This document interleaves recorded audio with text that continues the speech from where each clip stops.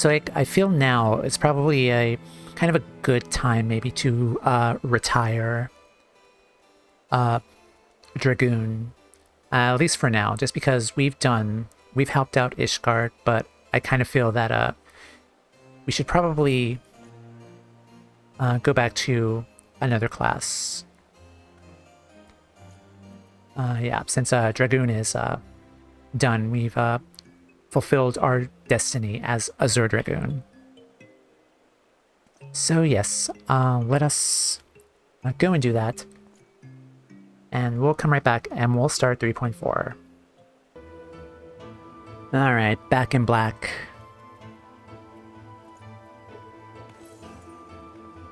Yes, we're ready to continue patch content with 3.4 now. So let's do this.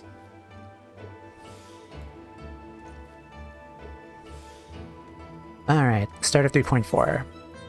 Promises kept. House for Tom Knight has tidings for you.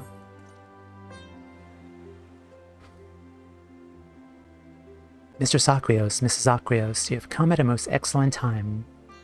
An invitation from a truly prominent personage was delivered to the manor but a short while ago.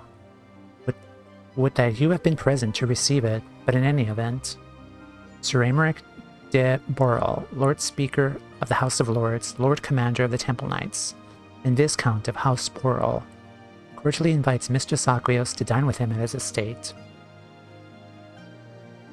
You seem surprised. The messenger assured me that his lord had broached the subject with you at an earlier date, when the arrangements for the peace conference were still being finalized. Of course, the intervening moods afforded little opportunity for leisure. With the happy advent of peace, it is plain the Lord Commander sees no further cause to delay. What say you?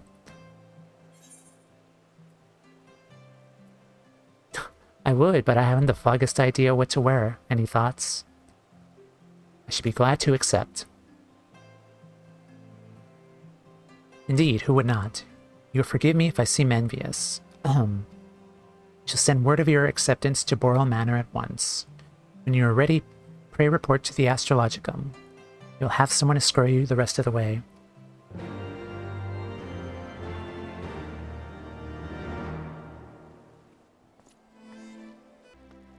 House Borel Steward. Oh, it's right here. Greetings and well met, Mr. Saquios. I have the honor and privilege to serve as the House Steward of House Borel.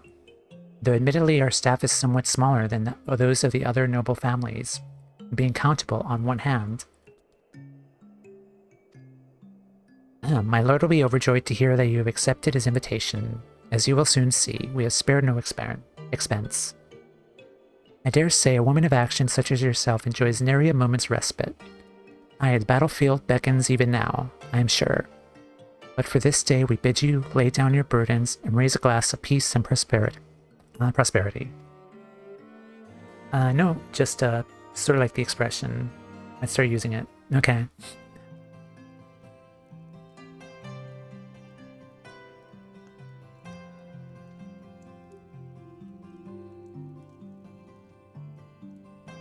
Yay, food.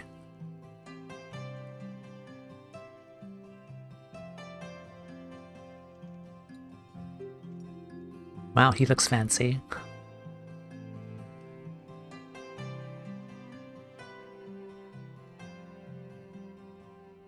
And then I stole that guy's pants. To think the Moogles would prove such harsh taskmasters. Forgive me. I did not know you had suffered so in your quest for the horn. Oh my god, we're talking about the horn story.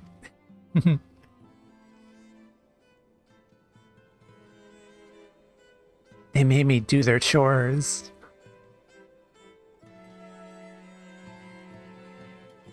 It was horrible. I must say, your spirited accounts always come as a welcome change from the arid reports which fill my days.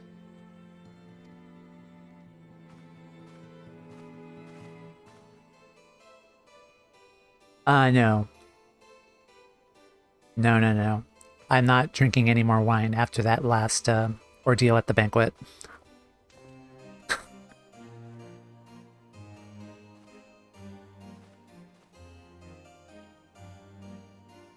I swear, if he gets poisoned, I'm gonna be so pissed.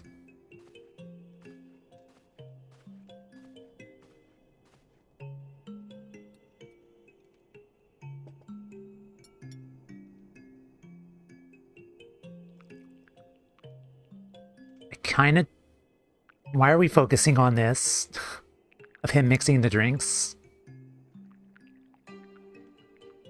What if the wine is just strong and we ended up having too drunk Though evening I have with lived in these Aymeric? lands my entire life, to hear you speak of them, there is much and more I have yet to see.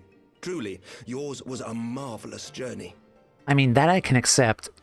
Poisoning another very important member of a royal family like this for the second time, please don't do that.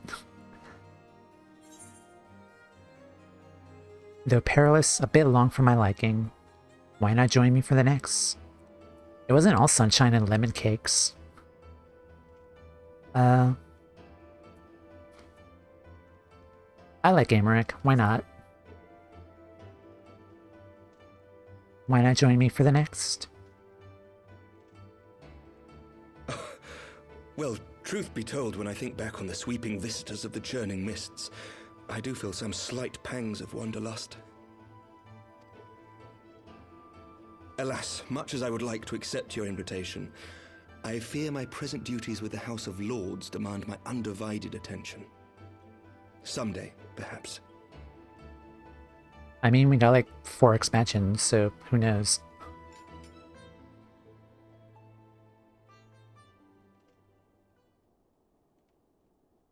By your deeds, you have helped us to lay the foundation for lasting reform. The formation of the Republic is but the beginning, for it is not only our system of governance which must needs change. We, the people, must learn to let go of our hatreds and rise above our bloody past. I only pray that I live long enough to see us achieve some measure of success, that I might know the lost did not die in vain. I can still see you there on the steps of faith, striding fearlessly towards the worm. If you could do that, who are we to balk at the challenges ahead?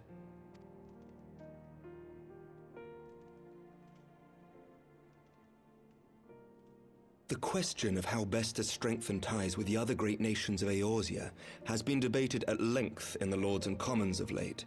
As you may imagine, maintaining stability during this period of historic upheaval is our paramount concern. Nevertheless, we are greatly indebted to the Alliance for their support during the Grand Melee, and it would be remiss of us not to repay their faith in kind. Of course, we owe you the greatest debt of all, and it is my hope that in extending our support to you and the Scions, we might also express our gratitude to our neighbors, nay, our fellow Eorzeans, whom we pray you will continue to protect. The Lords and Commons agree on very little, but not a soul in either house begrudges your order this offer of patronage. For all you have done and will do, we thank you.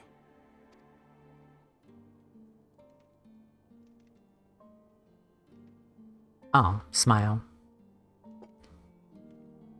I swear if one of us gets poisoned, I'm gonna flip a table.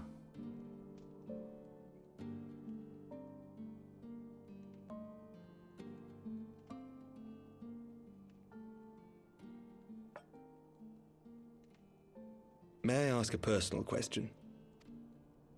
Now that the dust has settled, what will you do? Not as a scion, I mean, but what do you want for yourself? I'm going gathering. Lord Commander, pray forgive the interruption. News from House Fulton? An urgent message for the Warrior of Light. I was instructed to deliver it without delay. Master Thancred returned to the manor a short time ago, bearing an injured maiden. Oh boy. Master Leveilleur and Mistress Tataru are tending to her wounds, but they like not her chances. Respectfully, my lord, they have requested the Warrior of Light's immediate presence. Wait, they fuck up, Alisang? You must go to them, my friend, and I shall go with you.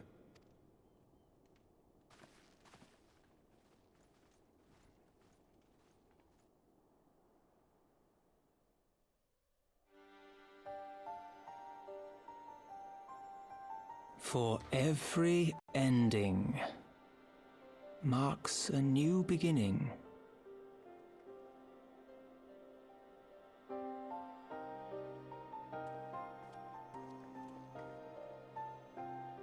From tragedy and sacrifice, we rise to greet a new dawn, as did she. Who is this narrator?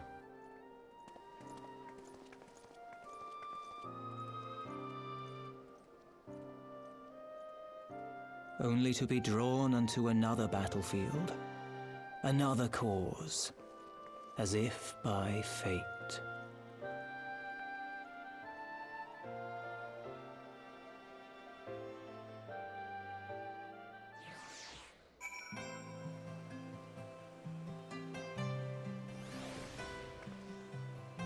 Okay. Shall I show you inside the manor? Yes, please.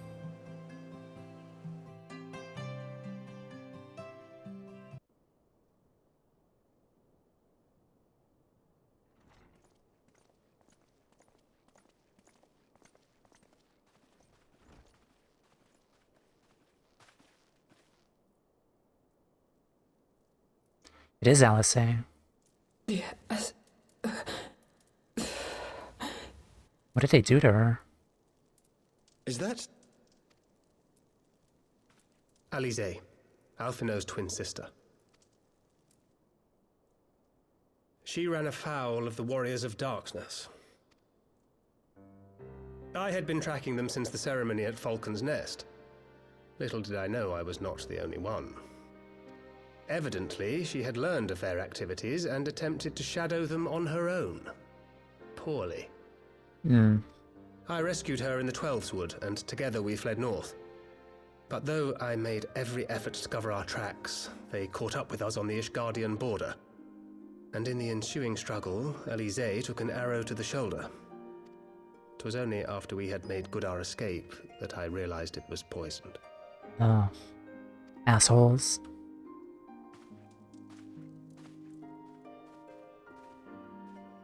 Thank you for coming so quickly. And you, Sir Aymeric. Think nothing of it. How is she? We have done all we can for now. Although the immediate danger has passed, the poison yet lingers in her blood.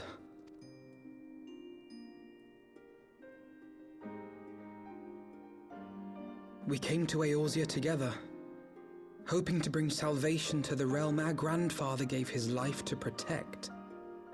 But when confronted with the bitter realities of its politics and its petty powermongers, she was driven to anger and to doubt.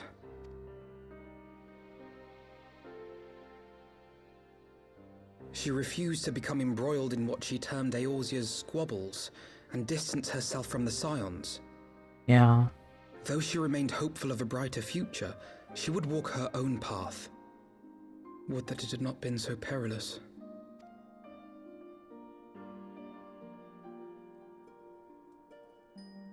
For all our differences, she's as dedicated as any Scion to the salvation of Eorzea. But more than that, she is my sister. To be reunited with her, only to lose her forever. Gods, even to speak the words. Take heart, Master Alphinaud. She will be attended by our most skilled chirurgeons. Also, I am a scholar and a white mage. And an astrologian. Just saying. Once. Apprise Captain Whitecape of the situation, and inform him that she is to be treated as my personal charge.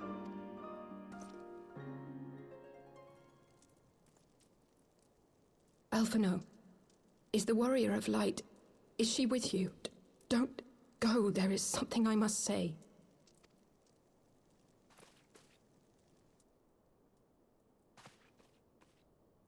Nodders.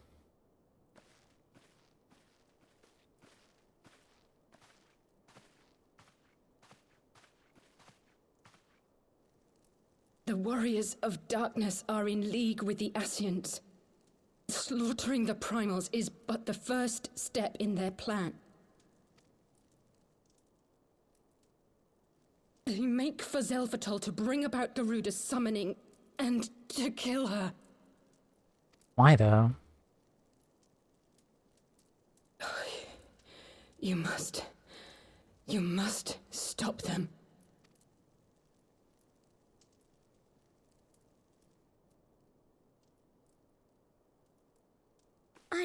I shall inform the others at once.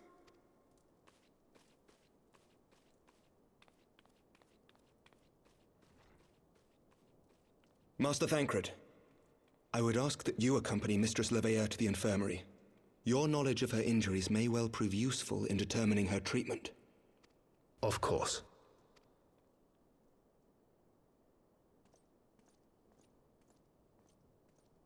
I recently noticed that Alphinaud and Alisaie's hairstyles are mirrored. Yeah.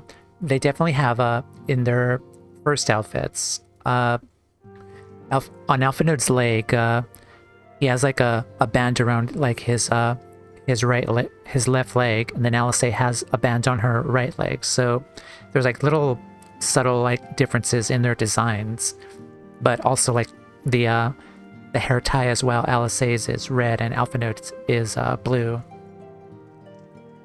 Why indeed? Because Warriors of Darkness. So like I really like those little differences, even though they, like from a glance, they look similar, but not really. Okay. Surely they won't let her. Yes, I know. We must trust in Captain Whitecape and his Chirurgeons. Did they not bring Astinian back from the very brink of death? I am uncomfortably reminded of how he mocked me for praying at his bedside for days on end. What say you, my friend? Shall we turn our attention to a matter whose conclusion we have yet the power to influence? What is this? Spell speed, determination. Sure.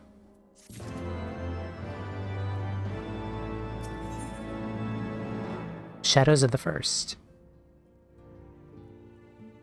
Alphinaud and many others know all too well there's no rest for the righteous.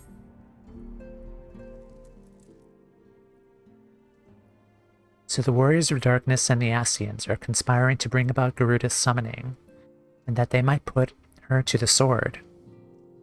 Then when we first encounter them in Lothos Nath, were they confronting Ravana? Gods, has this been their aim all along? What do you intend to do, Master Alphinaud? There is much more I do not understand, but I know this. A primal summoning cannot be ignored. Alisaie risked her life to uncover this plot, and we squander her gift at her peril. Timea, will you accompany me, Zalftal, and help me stop the Ixal's ritual? I got this. Given that Ishgard shares a border with the Ixali homeland, we have a vested interest in the outcome of this ritual. We have been willing to suffer the Beastman's intrusions to Kurthan lands to a point, but the summoning of a primal is an escalation we cannot abide. You will have our fastest airship, Master Alphinaud. The mountains of Sepatal are not easily traversed, and this endeavor demands all haste.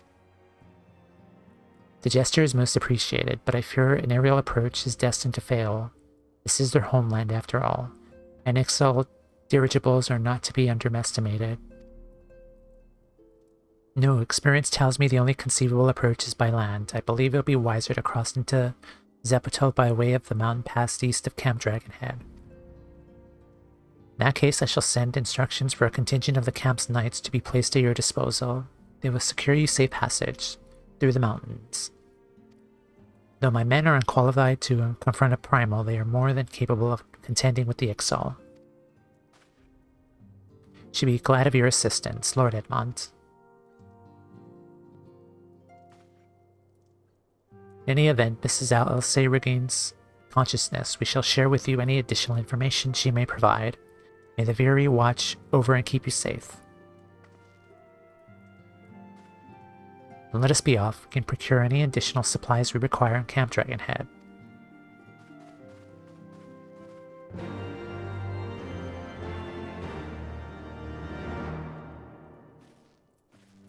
Okie doke. Let us teleport. Oh, right there.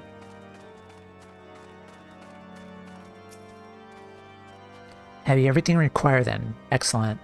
Entrance to the pass is north of Nadalant and due east of Camp Dragonhead. Though it is normally guarded by a score of XL warriors, I have been informed that House Bortomp have already dispatched them. The enemy's gate lies open. We need but walk through. Okay, let us ride Mr. Beaky.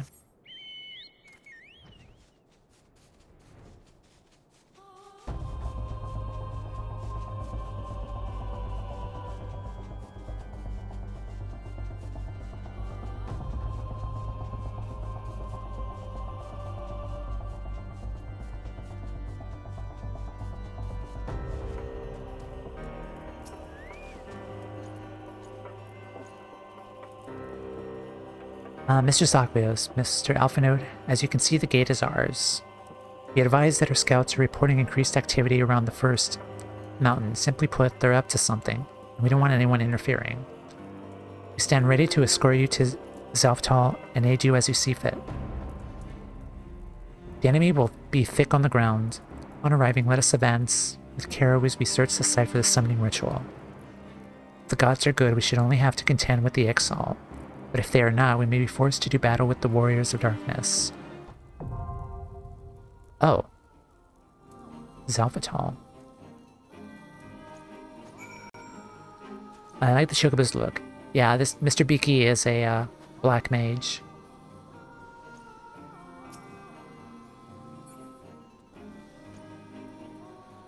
Hold on. This is a dungeon?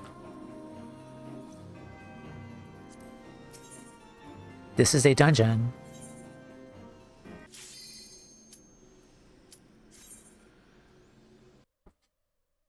It's kind of cool that there's a dungeon in this area. Like, a dungeon has been here before. We just never had the opportunity to, like, access it in, like, A Realm Reborn.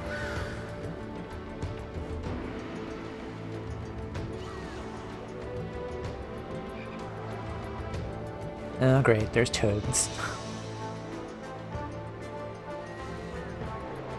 The Grand Company squadrons. Also, the progress of that content confuses me a bit. Yeah, because there were like 2 dungeons in Heavensward that the squadrons can do. So it kind of looks like I think like that's it for squadrons up to this point. So I think they're trying to incorporate more NPCs with duty support here, I think. Which is fine, because we got Alphinaud and our old friend Banneret. Okay. Onward. Oh. Falling rocks to add to the danger. Of course.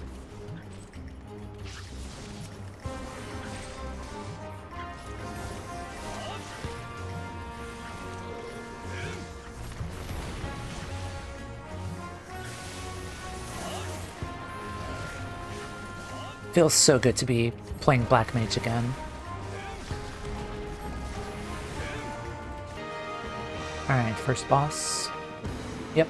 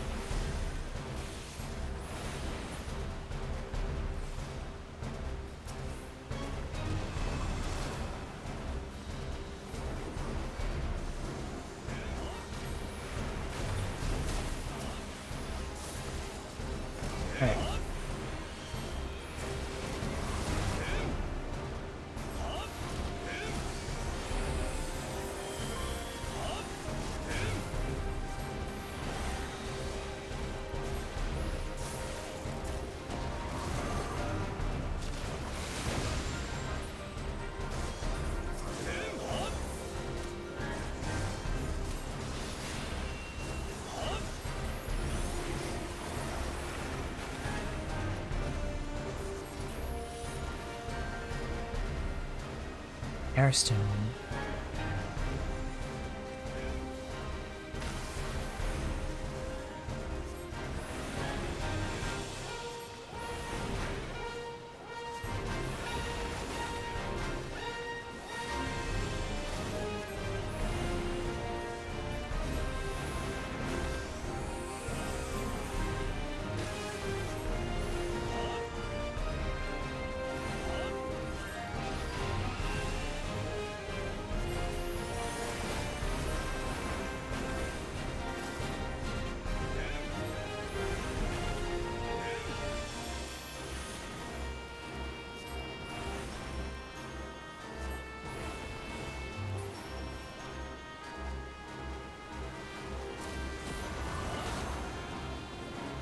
Alright.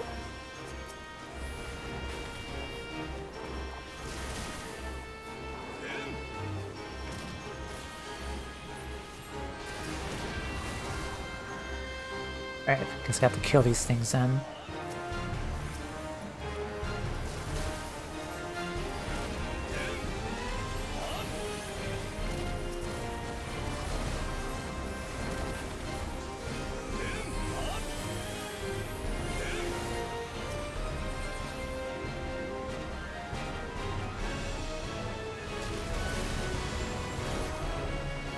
Dare you make me ruin my ley lines? Oh, he's dead already.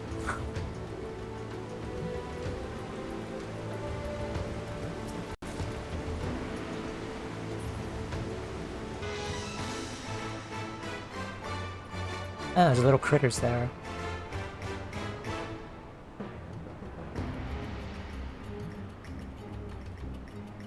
Are those like rabbits?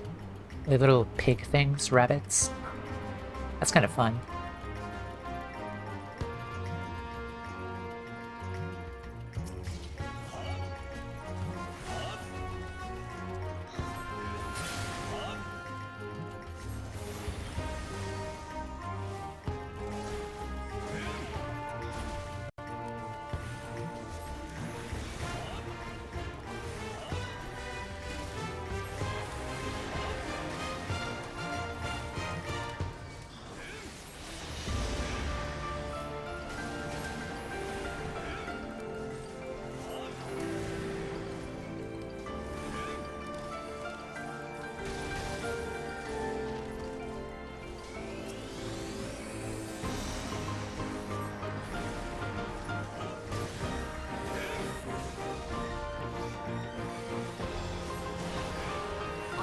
Taking so much damage.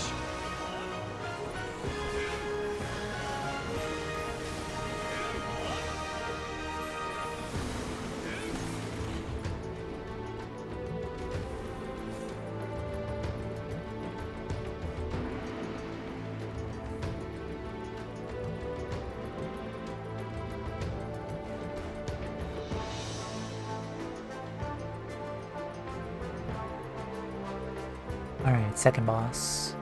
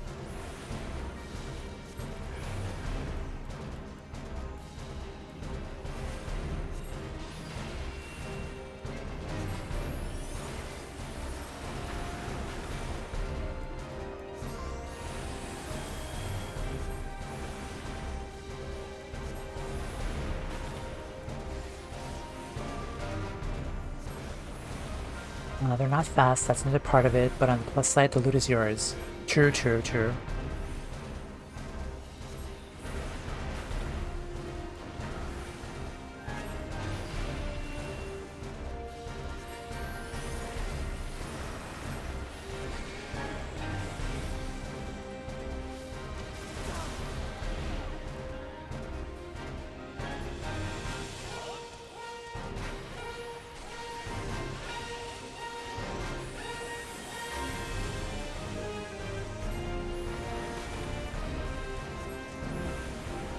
Alright, avoid this.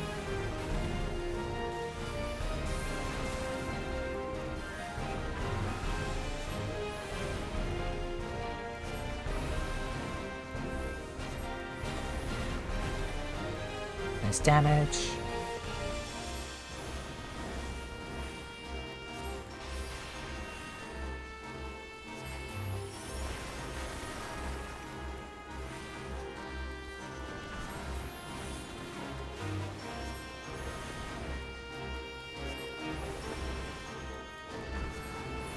Okay. And level up. Awesome. What am I, level 60? Level 63. Okay. All my other jobs are like in the 61 to 63 range. I'm getting so much experience thanks to the EXP buff in this data center.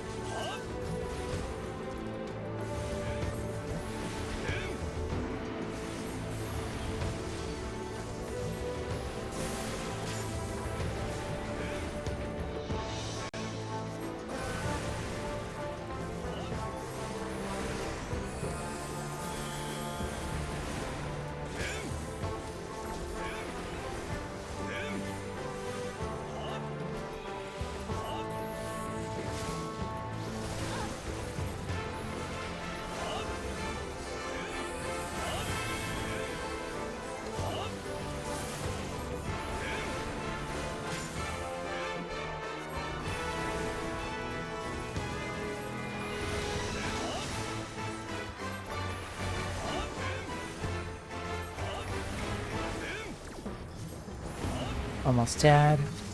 Oh, okay. Awesome.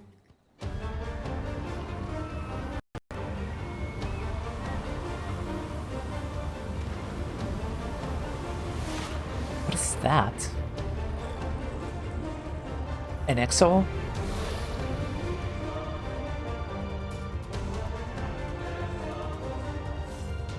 Okay.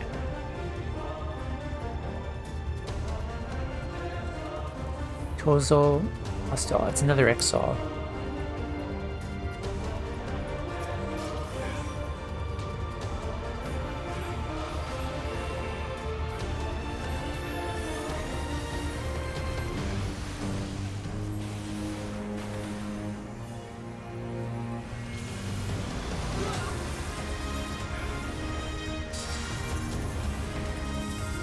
Shit. Get away.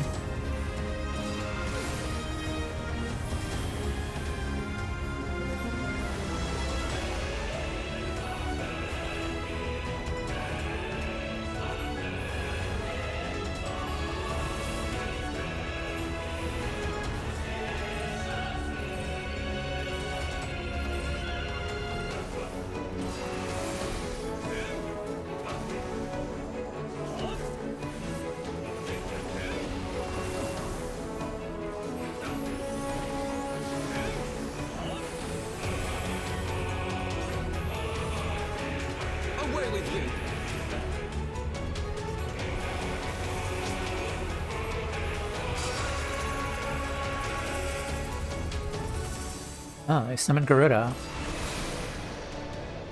For the eyes, go for the eyes, Squawk.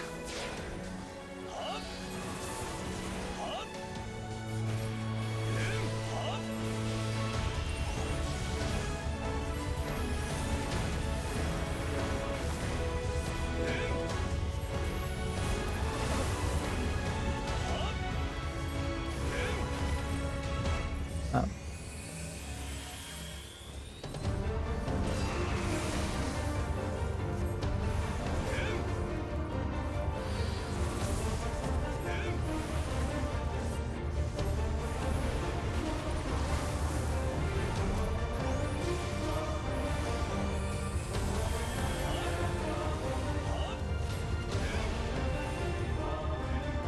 Summon Garuda.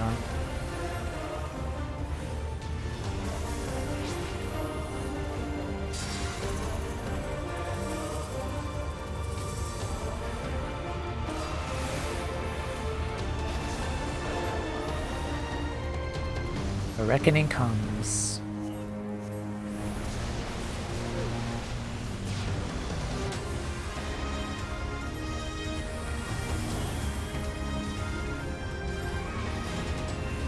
Away with you!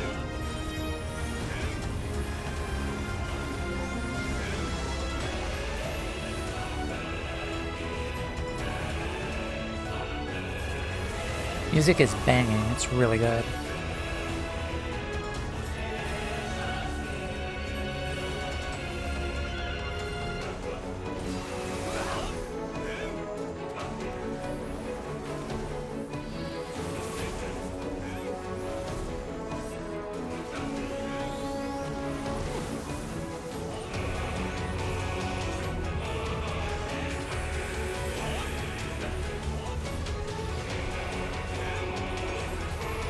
This kind of sounds like a remix of the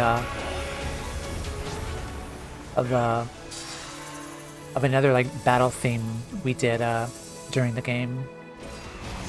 I could definitely hear the like the tones of it.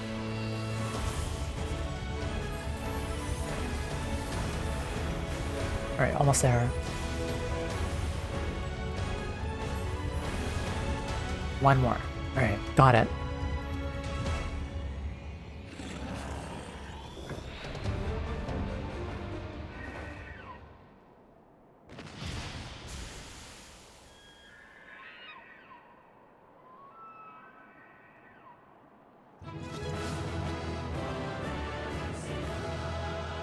Yay!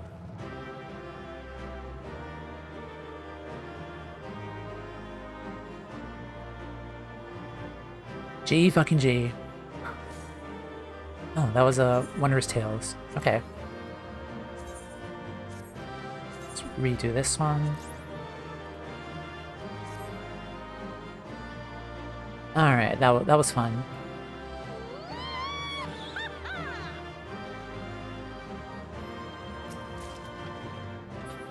Alright.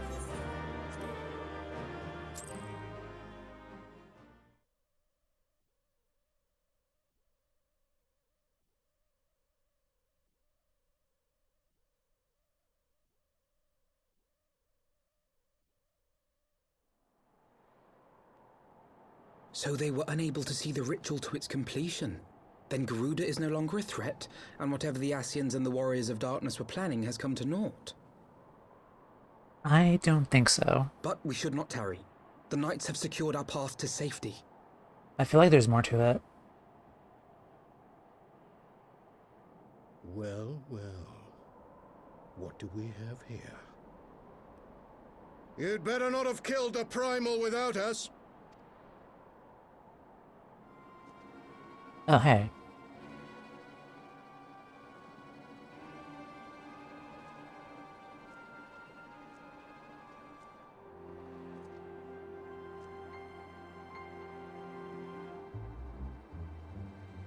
Bad guys. You! Wait, I know you. Still walking, I see. I could have sworn my aim was true. Ranger of Darkness, not Bard of Darkness. Just what is your game? Leading us the long way so these fools could step in and claim our prize? No. Let's not make hasty accusations. By the look of things, the ritual was proceeding as planned. Devout of Darkness. We arrived at the appointed hour. 'Twas they who erred. It is hopeless. We cannot face them all. Do mine ears deceive? A boy! So that's the way of it. Twins! You had me worried for a moment there. Know that I will happily make it quicker for you, if you just stand still. Stop flirting with me, please. Enough, Jarumal. We wouldn't want to upset the man in white with any unnecessary bloodshed now, would we?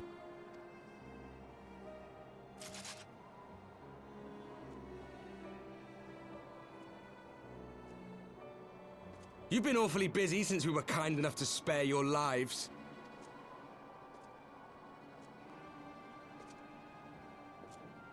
While you were idly consorting with the Ascians, you mean?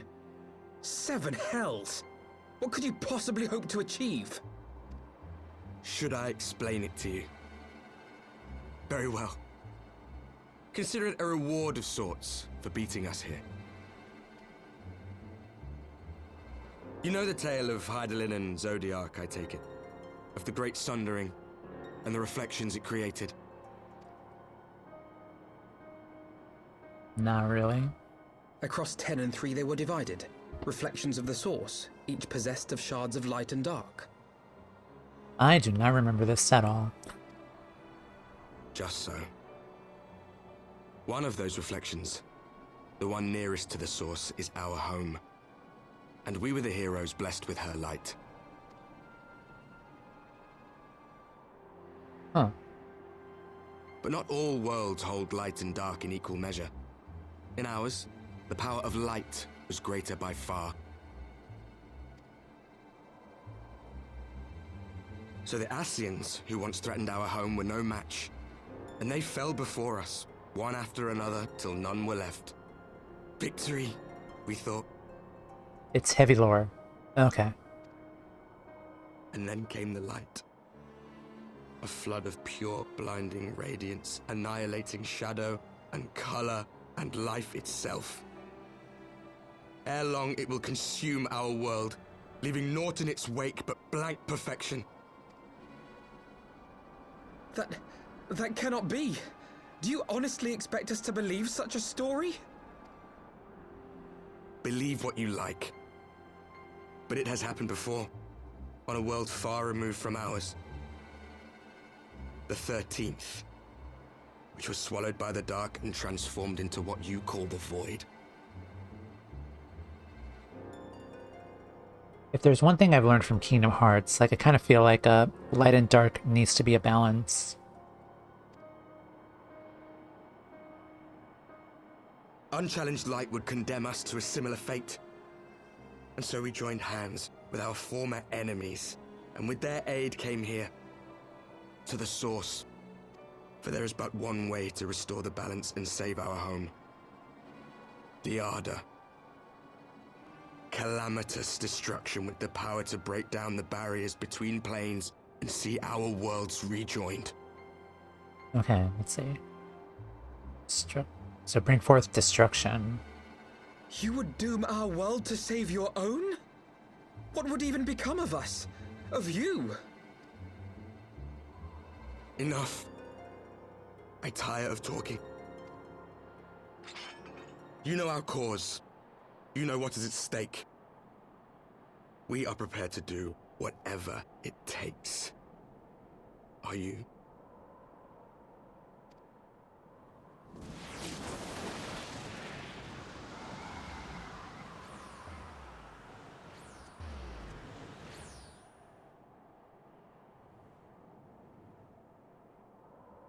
If there is aught you would say, say it.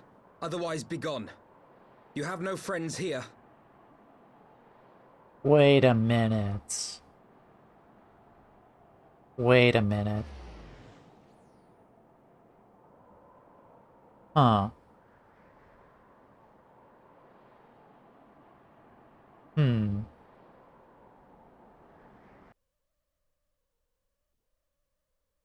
Is that...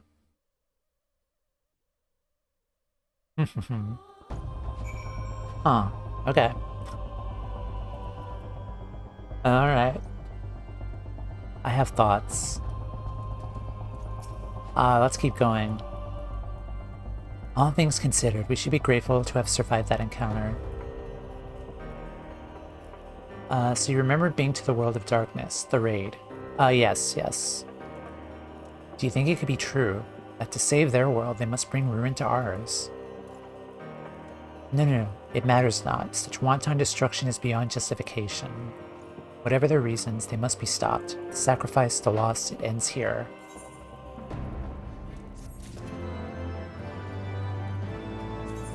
I mean, why would you bring about the destruction of this world? It has everything. It has Hildebrand. Valkyrie Code of Casting. Huh.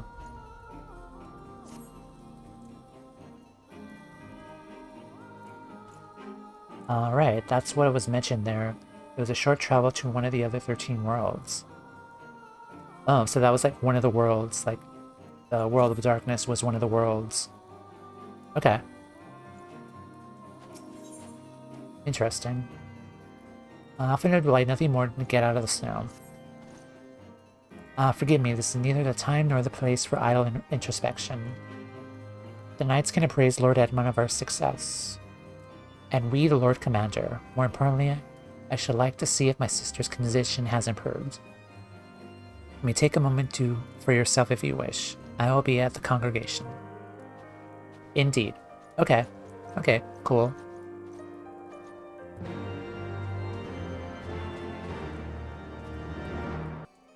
Okay, Aymeric, sorry for the wait. Brings me joy to see you safely return to us, Timea. What news from Zelphatal?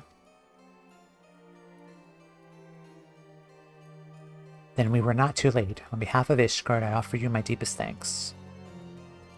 As for who we remained behind, Mistress Shishola has been tending to Mistress Alice in your absence, and I am pleased to report that she has regained consciousness.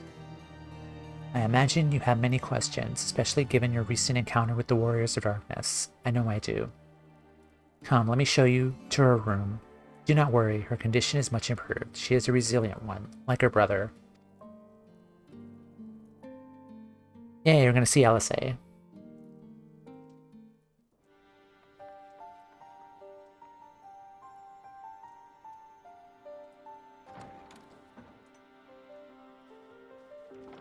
Alize, how are you feeling?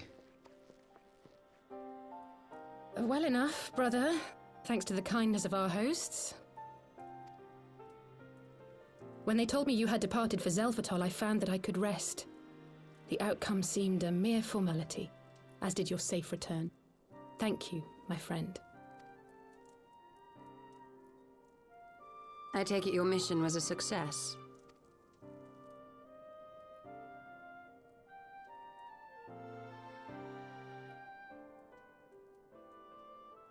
As if we needed any further confirmation that they are in league with the Ascians.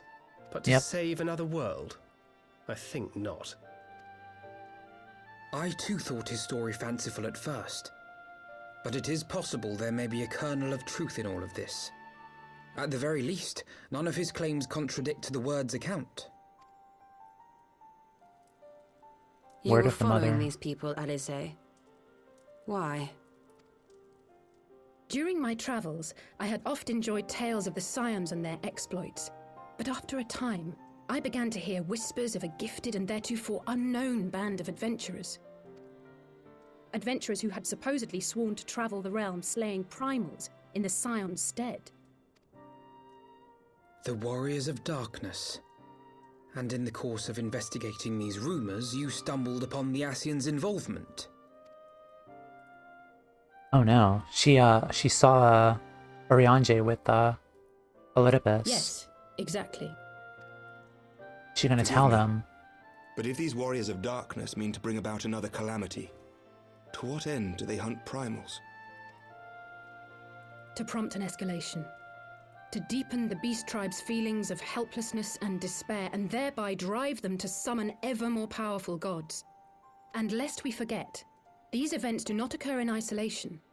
With their patron deities being slain left and right, the news of man's victory over Nidhogg must surely have sown panic in the minds of the beastmen. 'Tis no wonder they wish to defend themselves.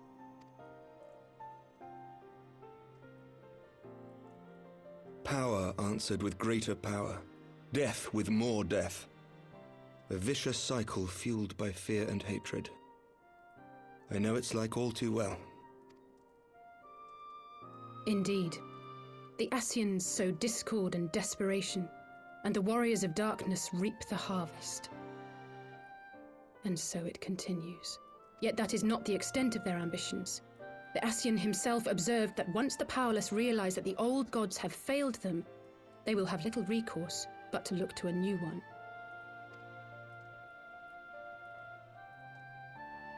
We cannot let that happen.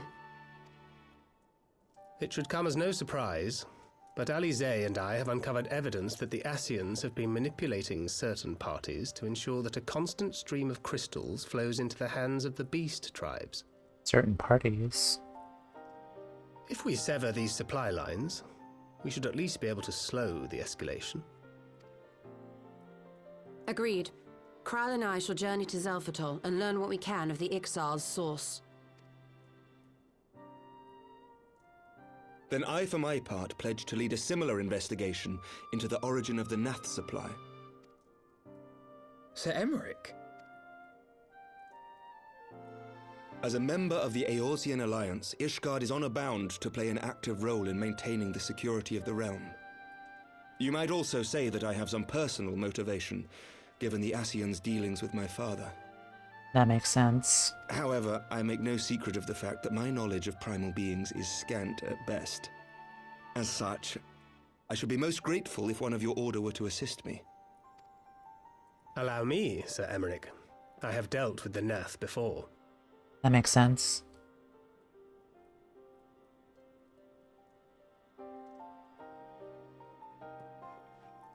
Let us consult with Orianja then.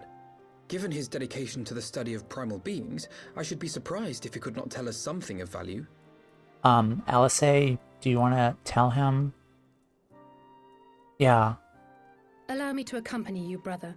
And before you think to refuse, know that I am not the girl I once was. I shall not be a burden. You have my word. But Alize, you... Alfie, shut up. Bring her. You are more than welcome. After all, it was you who set us upon this path.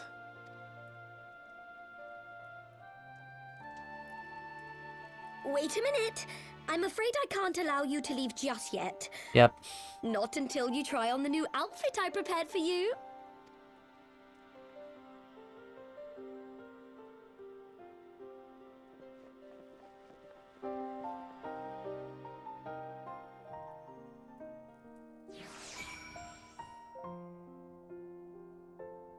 All right.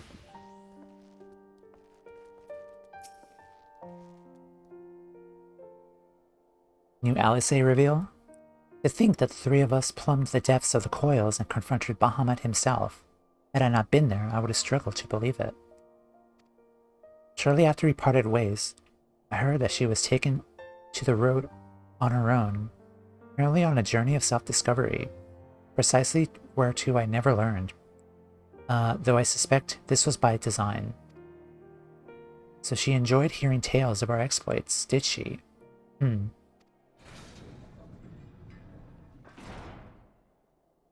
My apologies for keeping you waiting. Awesome.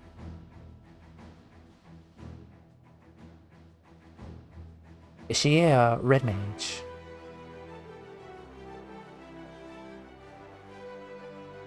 Right then, shall we be off? She still has the book. Taro never ceases to impress, though for a moment I feared she might have furnished you with an identical outfit. Praise the 12, she did not. Mother and father were rather too fond of us making us wear matching clothes. Do you remember the time at the studio when that girl of yours crept up behind me in the hall and whispered, sister, please, she was not my... Can we not have this conversation in front of the Warrior of Light? I mean, go on. Continue. Correct. Okay. So be it. Another time, perhaps. To be honest, Time, I wasn't planning on seeking you out just yet. I set forth on my journey, and I did so with grand ambitions. As you may recall, I promised I would not disappoint you. I pray you will forgive me if I do.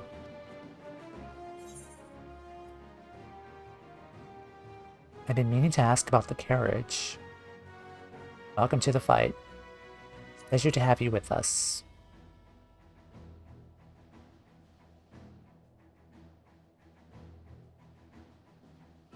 New garments aside, I must say that you seem different, more resolute than when we last met.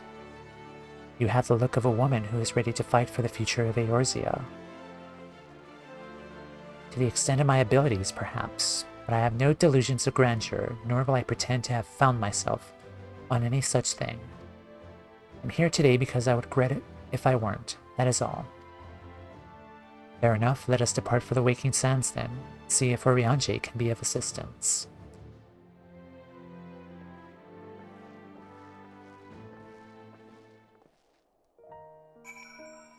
I'm kind of curious how this is gonna go.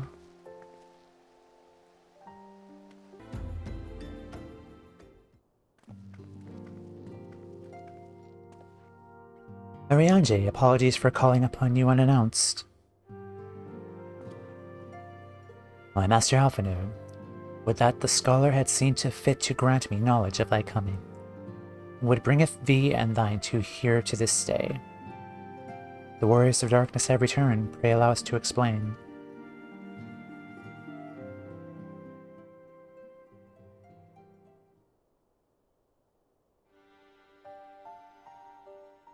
I too have heard tales in recent days of a primal beings rising up only to be cast down by forces unknown.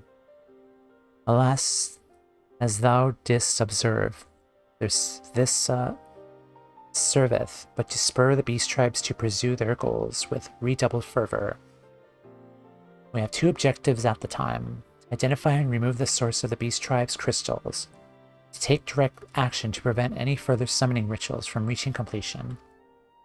The second is easier said than done, of course. While we were fortunate enough to learn of the Ixal's plans before they came to fruition, I should be surprised if the Warriors of Darkness and the Ascians did not have similar designs elsewhere of which we have no knowledge.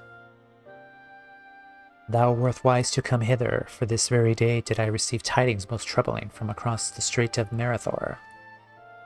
O'Gormal stirreth, and there are whispers that the Lord of Crags neareth his return.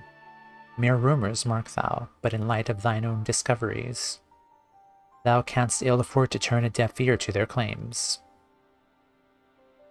Aye, we must ascertain the truth of the matter for ourselves. Let us consult with the Maelstrom forces stationed at Camp Overlook Tamea. Not in approval. Thank you for your counsel, Oriange. Pray inform us should you learn aught else. I shall. Yep.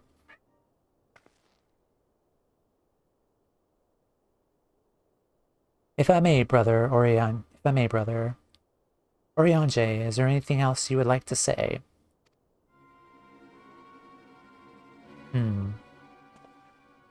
Alice? If not, then never mind. I only asked because you're normally rather more verbose.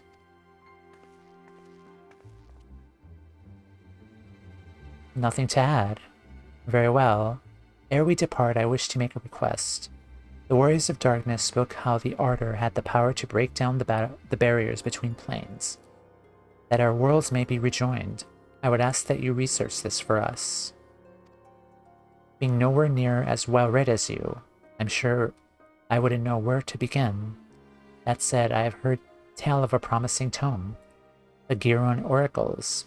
Mayhap you could start there. He did bring that up.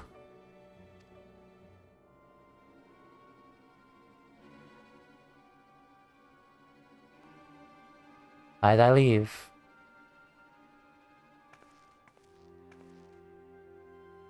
Camp Overlook, was it? Very well. Like, she is putting him on blast. Like, she's like, I'm on to you.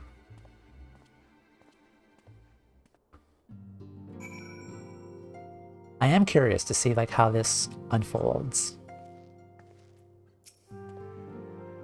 Shall speak anon, Tanmea. I prithee attend Master Alphanud and Mistress Alice.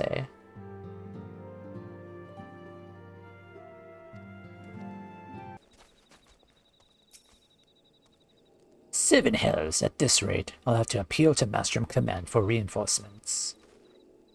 Whatever it is, we don't want any. Well, fancy that. Just when my kobold problems look like they're coming to a head, the Scions of the Seventh Dawn turn up, itching to pitch in. Bloody brilliant timing is what it is, rather than let's get to it. Unlikely allies. Is eager to put you to work. So our friendly neighbors in Ugormal have got much more aggressive as of late. Matter of fact, our scouts spotted one sniffling about the stores just now, looking to make off with an armful of crystals. I'll be damned if I'm about to let that happen. Lend a hand and help us search the camp for the little bugger, would you?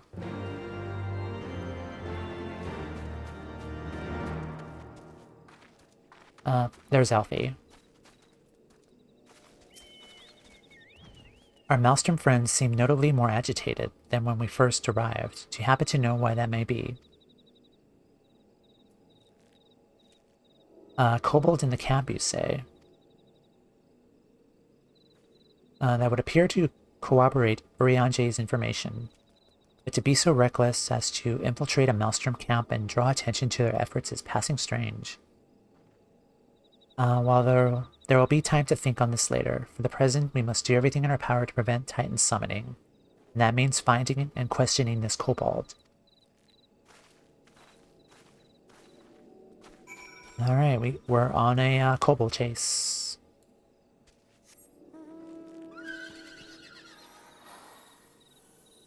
Okay, where are you at, you little bugger?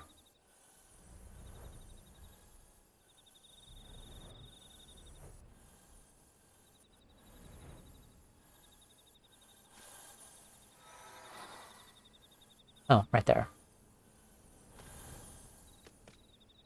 Like, the one benefit of doing this at night is you could see the icon up here.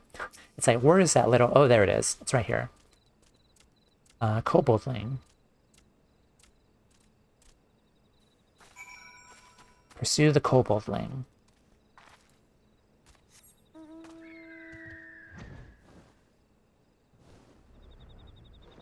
Alright, where is the icon?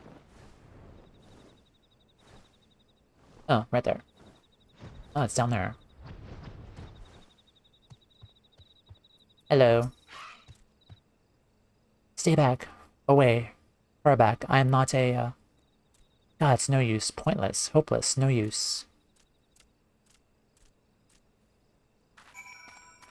The little kobold is so tiny.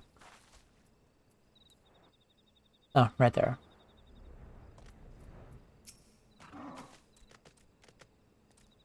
Please don't hurt me. I only wish to talk. Yes, just talk. Well then, stop running away then.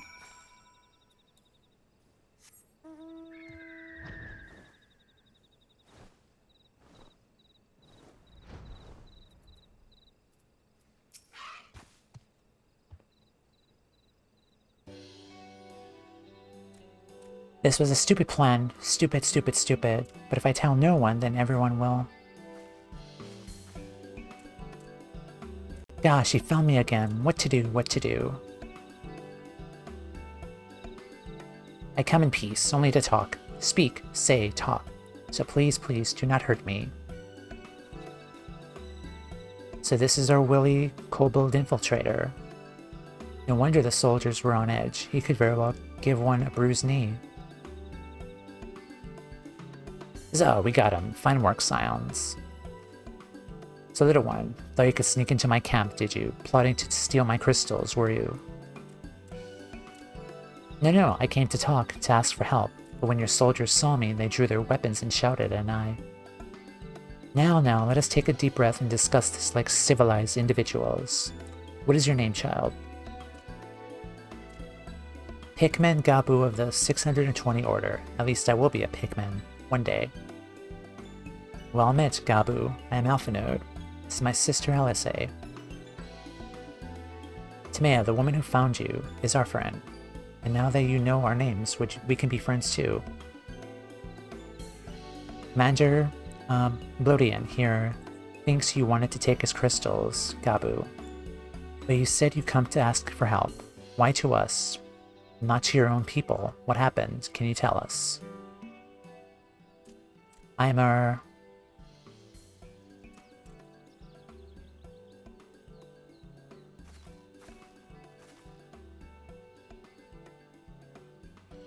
No one's gonna hurt you, alright? Not while we're here, I promise.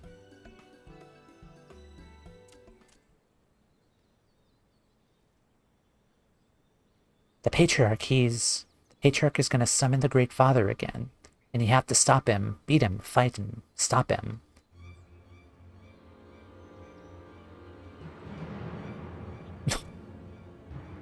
The hat is covering my expression. Gabu's parents said they didn't want it, along with many others, but the patriarch wouldn't listen. He was so angry. Raging, fuming, angry. He said if they didn't have iron in their hearts, they would serve as coke for the furnace. Then the guards took my parents and the others away. I haven't seen any of them since. Coke for the furnace. I did not want to believe it, but I believe I've heard tales of a coke fashioned from the bones of beastmen, which worshippers use in their rituals, hoping to summon more powerful incarnations of their gods. By the 12th, that is sickening. No one listens, no matter how much he cries, pleads, begs, cries. They do not listen, only talk about punishing the Overdwellers and praising the Great Father. Gabu loves the Great Father, but he loves his parents too, so please help Gabu stop the Patriarch and save his parents.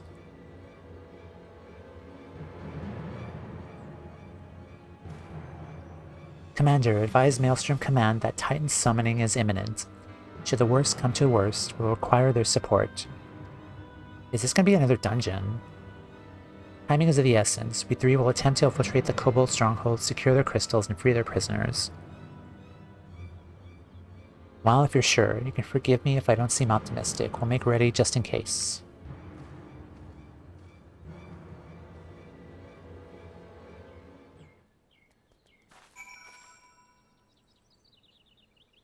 Okay, let's... I have faith that we may yet stop the ritual. We would surely have detected the associated etheric disturbance had Titan manifested already. But I cannot speak for the prisoners. 12 have mercy. That they would even contemplate sacrificing their own flesh and blood, brothers and sisters, mothers and fathers. Time is of the essence. We must see what else Gabu knows and formulate a plan without further delay.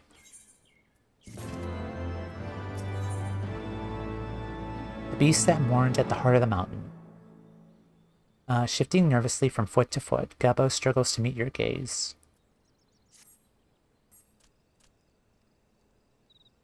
I heard Great Father Titan loves crystals, cherishes, covets, loves them, and if we gather enough, he will return. That's why the Patriarch told everyone to go forth and gather them. So I was thinking, if we take all the crystals away, maybe the Great Father won't come. Very good, Gabu. I was thinking the same thing. Do you know where these crystals are stored? I know. Oh. Several spots, each defended by a different order. Gabu wanted to steal them, but he was too afraid to go alone. Yes, too afraid to go alone. But together we could take them away and hide them. Come. Gabu will lead you to the first cache. I hope this is a dungeon, because I want to do another dungeon. Monkey.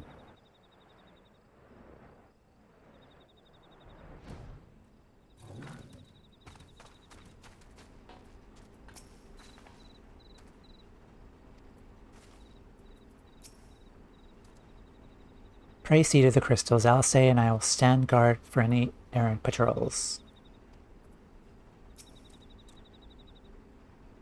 Quickly.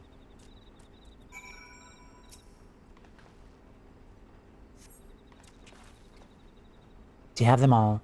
Good, lead on, Gabu. This way. Oh, that's kind of like an awfully small amount of crystals. Oh.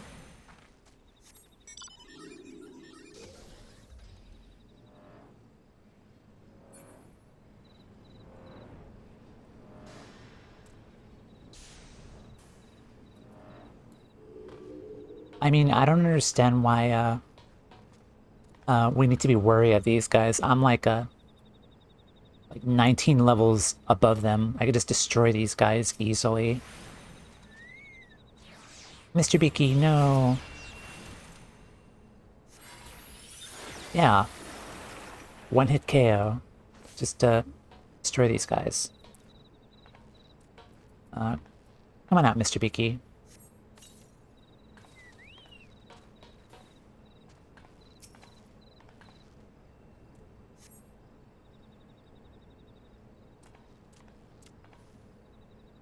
Time is short. If you have the crystals, we can move on to the next cache. Where are we storing these crystals? Like on our person. Did you hear me? Brother? Brother. Aye, it's just that. He's probably pondering too, like, where are we storing all these crystals? I am quite certain that Crate once bore Ishgardian seals. Someone took great pains to remove all traces, but enough remains to make out the pattern. See for yourself. Struggle to imagine kobolds traveling to Korthus to obtain crystals, much less bothering to conceal their origins. I suspect these crystals were smuggled into Vilbrun by another party, most likely a pawn of the Ascians, Thancred speculated. Silence. I do not understand. Who are Ascians? Do they worship Great Father Titan too? Ah, never you mind about that. As Alice said, we do not have a lot of time. Can you lead us to the next cache, Gabu? Yes, yes, yes. Gabu knows the way. This next one is the last and is very large. Very big, very huge, very large.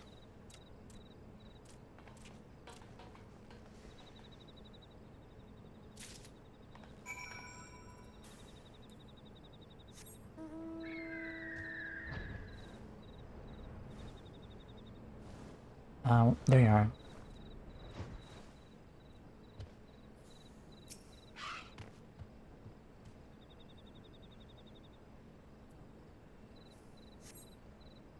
Though you cast about for a time, you see no sign of the crystals.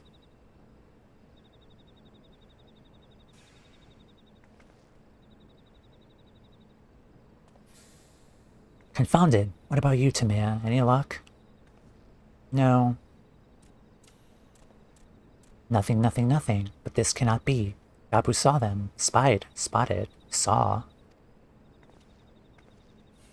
Think, brother, think. They must have moved them, yes. The question is, where to? And why? Within O'Gormal, where they summoned Titan once before, and mean to do so again. It's the only explanation. What about Mother and Father? We have to help them. And we will, Gabu. We will. Stay calm. We have time. They have yet to call for the remaining crates, yes? If they had, then they would have found the other cache empty and sounded the alarm. Is that how alarm is supposed to normally be spelled? Unless that's like a mistranslation or something. Or they spelled it wrong. Nevertheless, I believe the time for stealth has passed. We must breach the navel and seize the remaining crystals. There is no other way to prevent Titan summoning. Dungeon time? But first, give me your crystals, that I might deliver them to Commander Bloeden's custody. We dare not take them into the bowels of the mountain.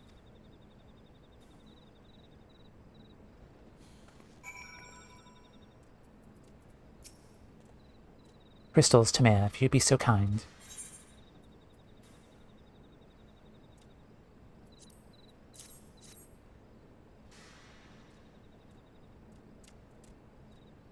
Thank you. I shall deliver them to Camp Overlook for safekeeping and brief Commander Bloeden on the situation. Pray go on ahead. As I recall, there's an aetherite within the O'Gormal mines that should deliver you to the navel. Gabu doubtless knows the way. Wait for me there. I shall rejoin you anon. Strange. I would have thought you eager to remain in the thick of the action. But if this is what you would prefer, then Godspeed, brother. This way, this way.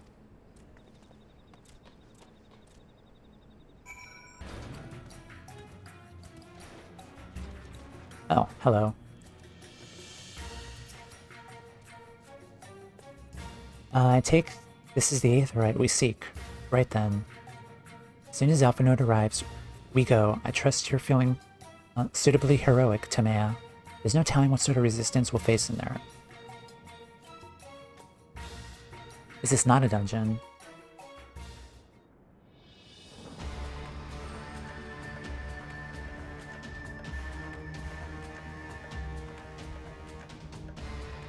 Quickly, you clods! Briskly, swiftly, quickly! I'll not suffer any further delays.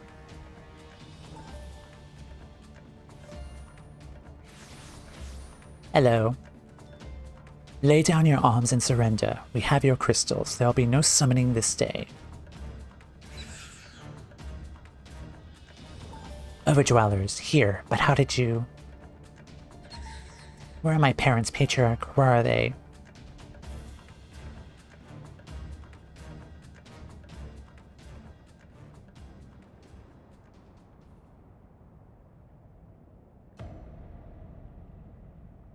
Oh shit, are they...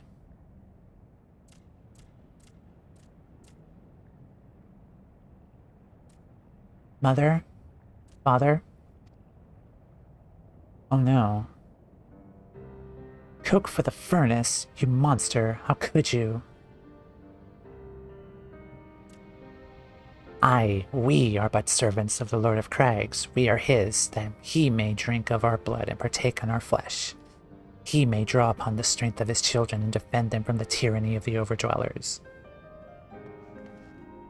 Elisei, not yet.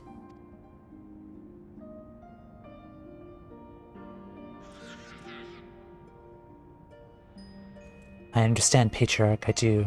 Your fear, your anger, your hate.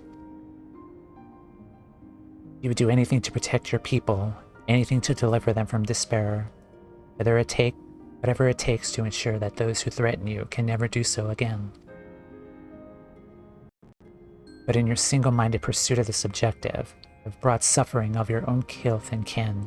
You've sacrificed the lives of the very people you sought to protect. He's not wrong. But it need not be this way, Patriarch. Renounce this bloody course. Cease your attempts to summon your god and work with us, together, to build a lasting peace. Another peace to be abandoned at the Overdwellers' convenience. Oathbreakers, all of you. Liars, betrayers, oathbreakers. You take and you take and you take, and when you have had your fill, you sue for peace. You promise that this time is the last until you grow hungry again. And when we dare to defend ourselves, you declare that this beast tribe cannot be suffered to live, that our god drains the land of ether and brings naught but suffering, death, destruction, suffering upon us all. I will hear no more lies from you and yours, Overdweller. You ruined your own lands, you'll not ruin ours.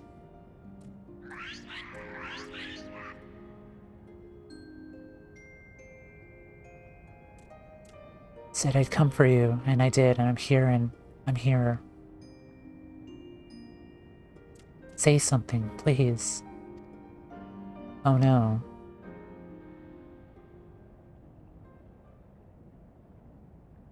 Please.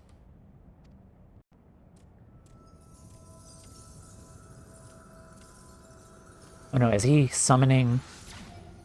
Uh-oh. Oh no, the music.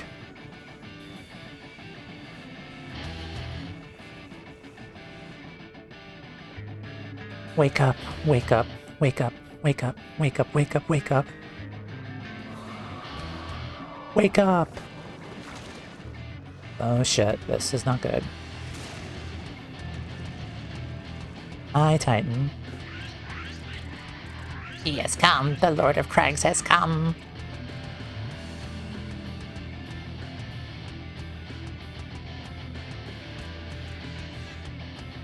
Hello.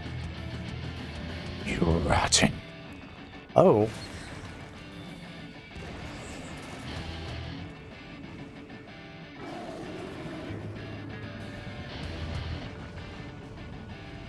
Seven hells, right?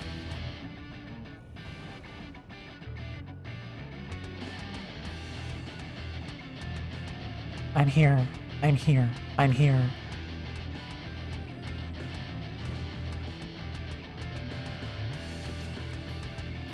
Alpha Node, leave him to me.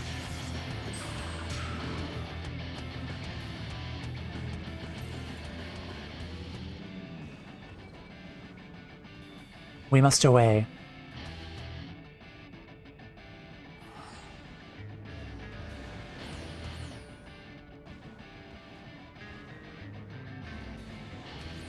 I am so glad I got that ice weapon.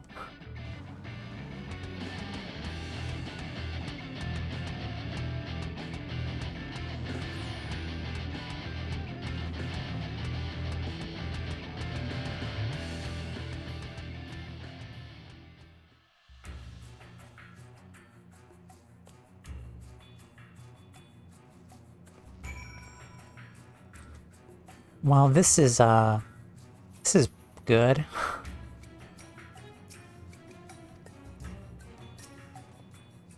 Night at 12, how could I be so foolish? I should have known better than to let Gabo accompany us, given what we were likely to find. His anguish and despair served to birth a primal, just as surely as would the supplications of the faithful. Worse, being born of such tumultuous emotion, this arcane incarnation of Titan seems incapable of naught but violence. If we have but one cause for optimism, is that while many crystals were present, they represented but a fraction of the quantity intended for the summoning ritual, meaning that Titan must be far weaker than planned. Be that as it may, he is yet a primal, and the longer we leave him to bleed the land of Aether, the stronger he grows. And should Titan be permitted to leave O'Gormal, more lives will be lost. The Maelstrom will rally their troops, and the cycle will continue. Timea, you know what must be done. We face the Lord of Crags once more. Thank you, my friend. Alistair and I will tend to Gabu. When you have finished with your primal, look for us in Camp Overlook. We'll be expecting you. Is this another, Oh. Confront Titan in the Naval Hard. So we gotta do this again.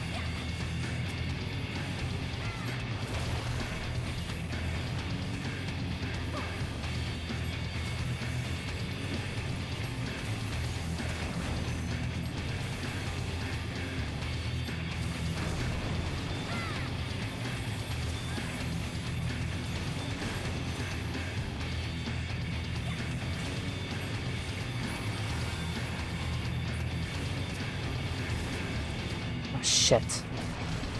Oh my god. Thank you.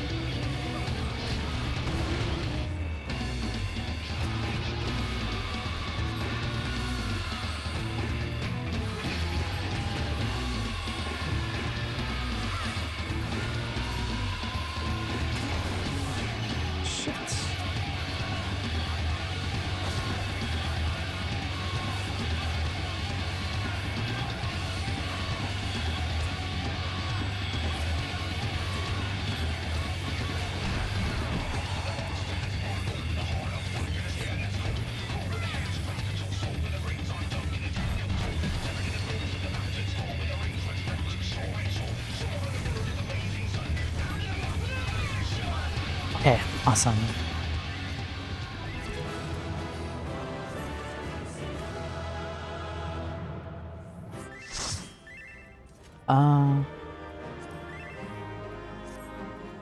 Alright, excellent.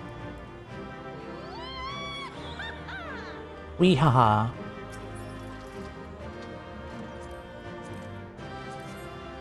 I don't need it.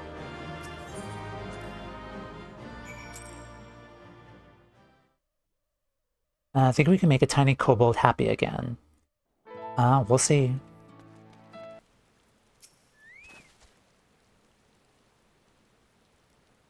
My crafters are not maxed out. It's just, I leveled them up to like around level 70. But, I feel like it would have been much easier to use the firmament. Okay. There she is. Did I not tell you she would return safe and sound? I died like twice. The deed is done then. Titan is no more. Nodders. Good, there's been enough tragedy this day. He has been like that since he regained consciousness. We believe he can hear us, but he has made no attempt to respond. He is almost certainly still in shock, but we cannot discount the possibility that he has succumbed to the Primal's influence, should that prove to be the case. He must be put to death, like any other thrall, such as the Alliance policy, yes. You have the right of it. But we must not rush to conclusions. After all, we were once feared that Ysael's followers were beyond reason. And many have since laid down their arms and accepted Isgard's peace. No more than twice, yes.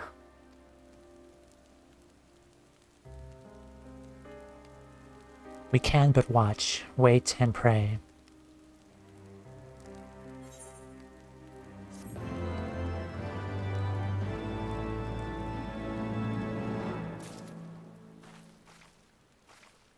So while I was doing like quests for the firmament, there was one particular part of it where a heretic who transformed into a dragon wanted to reunite with his family, and he wasn't enthralled by Shiva, but I kind of get what she's going for, to say that people who have been like enthralled by the primal can kind of have like a second chance at life, just because the transformed heretic wanted to reunite with his family again, despite Shiva not being there anymore, and wanted to be a part of the Ishgard culture again.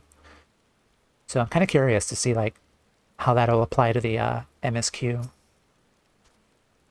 I know what happened. Gods held me. I was there, but the thought that we might have to... 7 hells, he's just a child. Yeah. Ah yes, man turned dragon trying to be a man again. Yeah. Yeah, he was a large, big green dragon transformed, and he wanted to reunite with his wife and daughter. That was part of the firmament quest line. Beneath a star-filled sky. Alphanode would rather not worry about what may or may not come to pass. There is not to be gained from dwelling on an eventuality over which we have no control, much less one we may never even come to pass. Let us tend to more immediate matters, informing Commander Bloeden of Titan's demise, for example. You may be certain that he will be glad of the news. Would you be so kind as to break it to him? I look so cute with my fat cat parasol.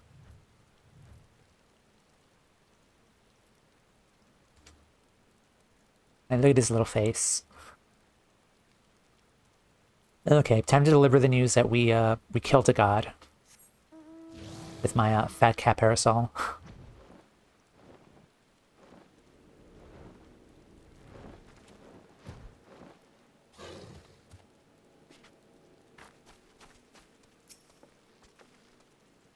Ah, you're a sight for sore eyes. When the others came back without you, I feared the worst, but they said you had matters well in hand. All settled then, is it? Glad to hear it. but not half as glad as my men will be, believe you me. Regardless of whether or not he was summoned properly, a primal is a primal, and there ain't no soul in the maelstrom that hasn't lost a friend to one.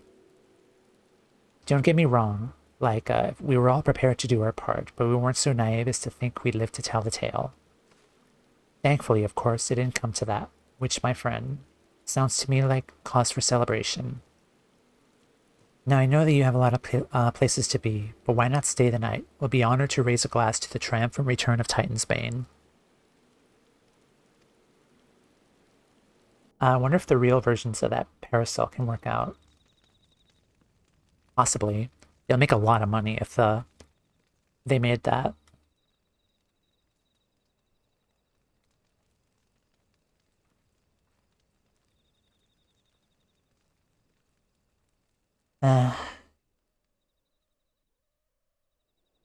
Like I would want one.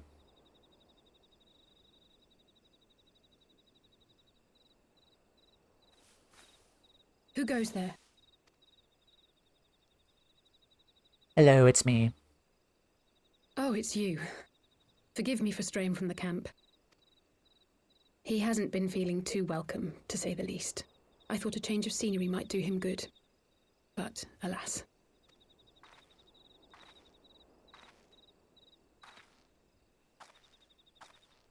I don't know, the new VA is growing on me.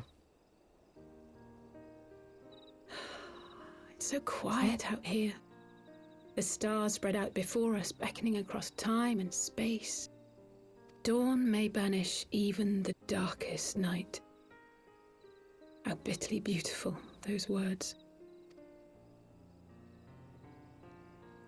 I should be stronger for all my experiences, yet my heart aches more than ever.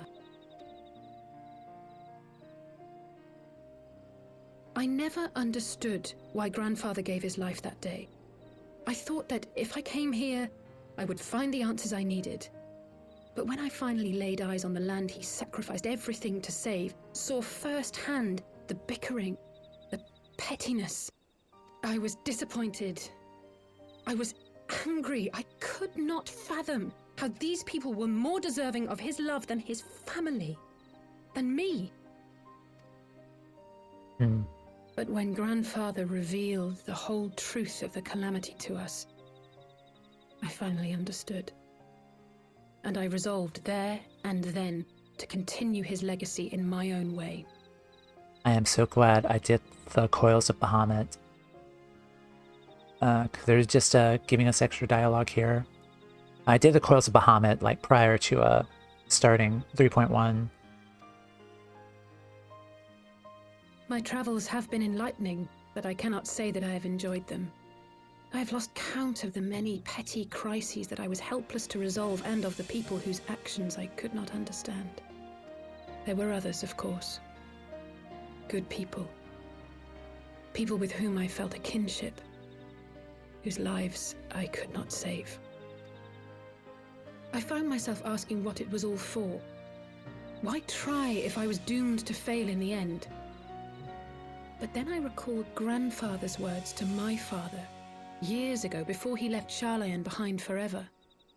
To ignore the plight of those one might conceivably save is not wisdom, it is indolence. We must all protect that which we hold most dear in the manner of our own choosing. We have to try, do we not? Of course, it's one thing to try and another to do. There were times while I was tracking the Warriors of Darkness when I faltered, when I was afraid. But then I thought of my brother, of Urianger, of you. Smile. Oh, pray forgive me. This conversation has been rather one-sided, hasn't it? Mayhap you could recount some of your adventures in Ishgard. Well, I traveled far and wide with two companions, Estinian and Yaseo, who were very... When Alphanud and I came at last to the Dravanian hinterlands, under some rather unique circumstances, I had the pleasure to fight alongside Sir Aymeric. I think this is probably to do this in order. I I traveled far and wide with 2 companions, Estinian and Ysael. Gods! They must have been at each other's throats from dawn till dusk. You have no idea. You have no idea. I dare say you managed to keep the peace, though. Merely being in the presence of the Warrior of Light is surely enough to shame anyone into behaving.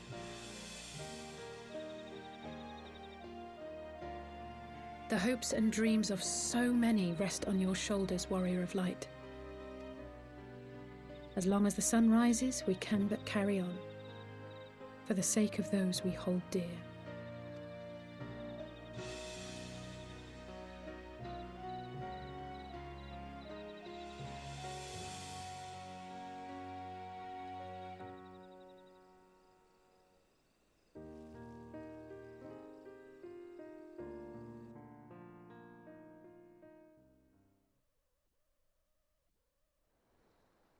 That was a good scene.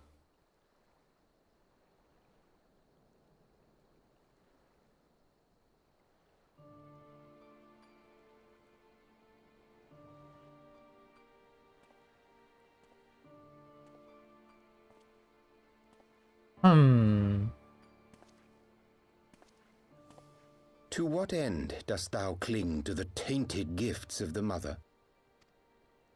Every tool has its purpose. Even this.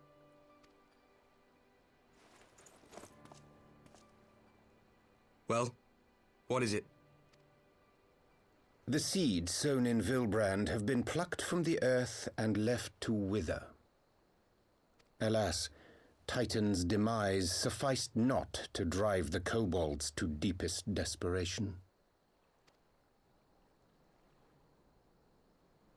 What did the man in white have to say?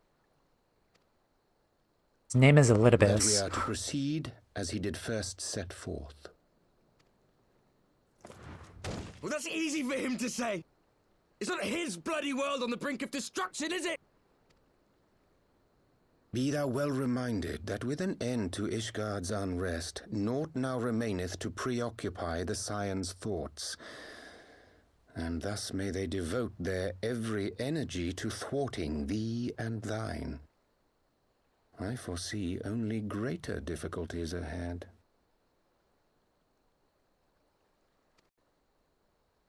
Foresee? Are you sure you don't welcome them? I'm starting to think you might hold a candle for your old friends after all.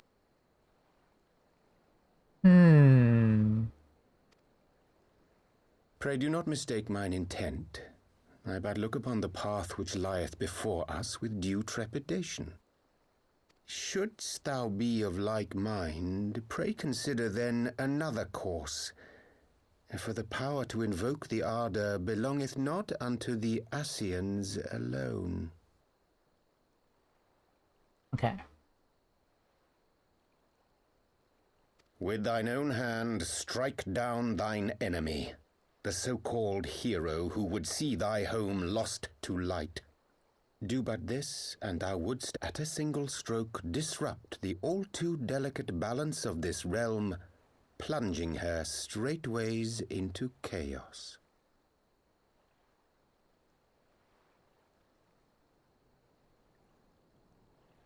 Just reading it again.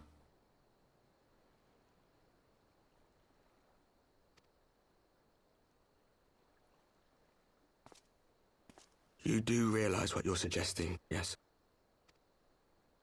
To ignore the plight of those one might conceivably save is not wisdom, it is indolence. The words of my teacher, and a creed I hold close to my heart.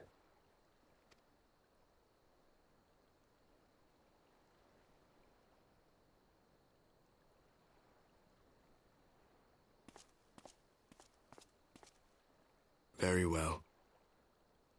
Draw her out. We'll make it quick.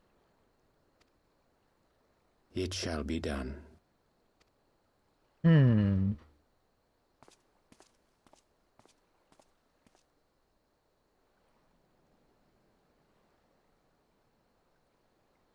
What good a creed one cannot uphold? What hurts soothed? What lives saved! Oh, hapless fool, what hast thou wrought by thine own hands?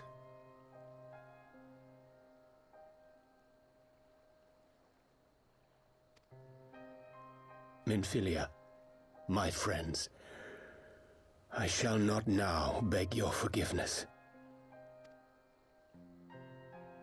Full deeply though it paineth me to walk it, I shall not stray from my chosen path.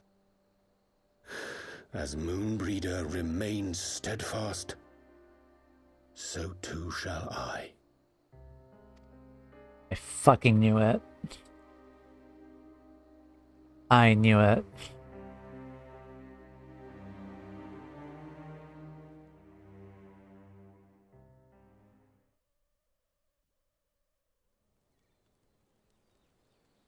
Okay. Interesting. Okay. Well, kind of throw that theory out the window. But what is your end game? What ho, Tamea? I trust you had a good night's rest. I was but this moment speaking with Thancred and...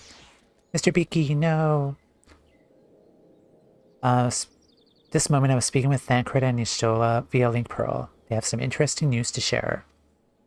Apparently, during the course of their respective investigations, both came across crates which had once borne Ishgardian seals. It would seem that someone in the capital has been very busy indeed.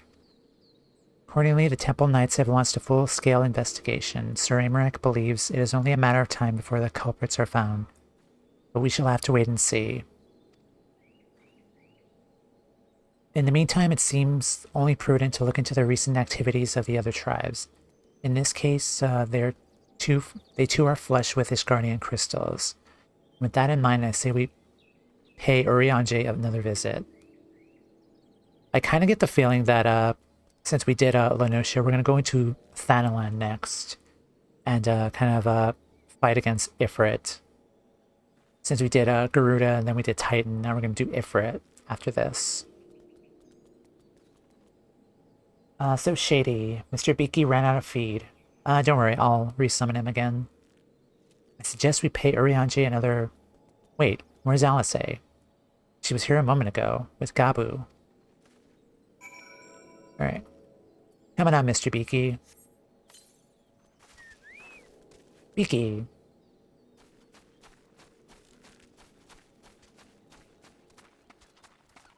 There she is.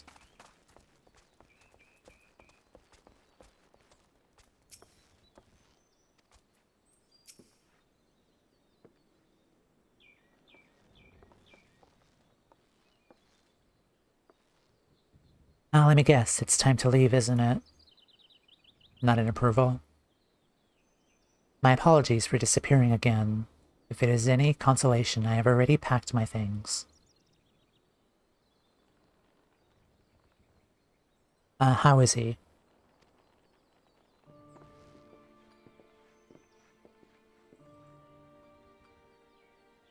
Brother, Commander Bloeden, something tells me you're not solely here out of concern for his welfare.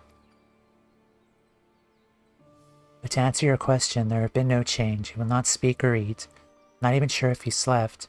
If he did, he seems none the better for it. He just shuffles about with that same expression on his face. You will look after him, won't you, Commander, and treat him with every kindness? He's still in there, I know it. Beneath the anguish and the despair, he's still fighting with all his heart. He deserves to be given that chance until he comes back to us, till we know for certain what has become of him. Aye, you needn't worry. If he hadn't risked his neck to warn us and help you secure the better part of the crystals, this could have turned out a damn sight worse than it did. We'll not soon forget that, nor will Maelstrom Command.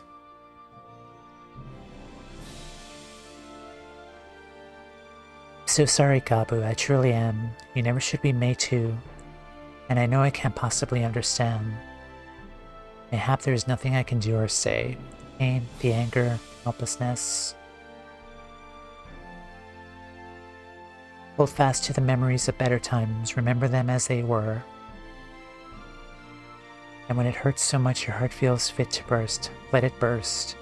Let it burst and fill up again with your love for them. And never ever forget.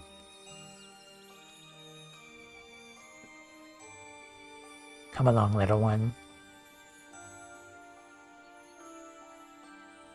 I will. Remember them. And you, Alice. Thank you.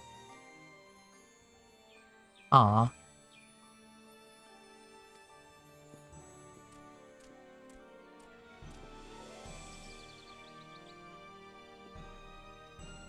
Have faith, sister. Your words have reached him. He will recover. And those who orchestrated these events will be made to answer for their crimes.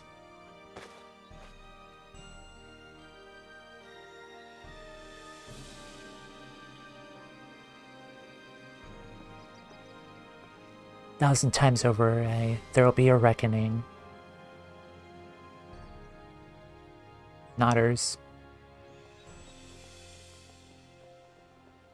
Oh crap, bats are starting.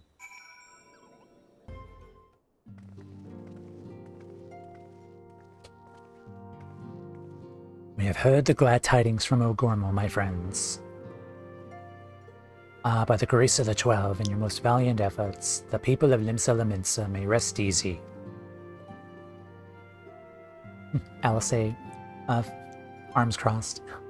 I should like to think so, yes. Though we failed to prevent the Lord of Crags from manifesting, we did succeed in weakening him, enabling our friend to dispatch him before the Warriors of Darkness could make matters worse.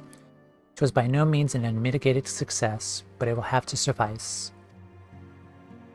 And let us speak of another matter, one which weigheth heavy on my lady's mind. As thou did request, I sought out the Girun oracles, that we may better understand the aims of the Warriors of Darkness. Through their copious amount of allegory defineth any single interpretation, the oracles paint a most disturbing picture. One of worlds parallel to our own, apart yet linked, reduced to ruin with every umbral calamity. 7 times they have succeeded. Then of 10 and 3, only 6 worlds remain. Aye, it is all. Aye, is as is my lady Minphilius spoke unto thee.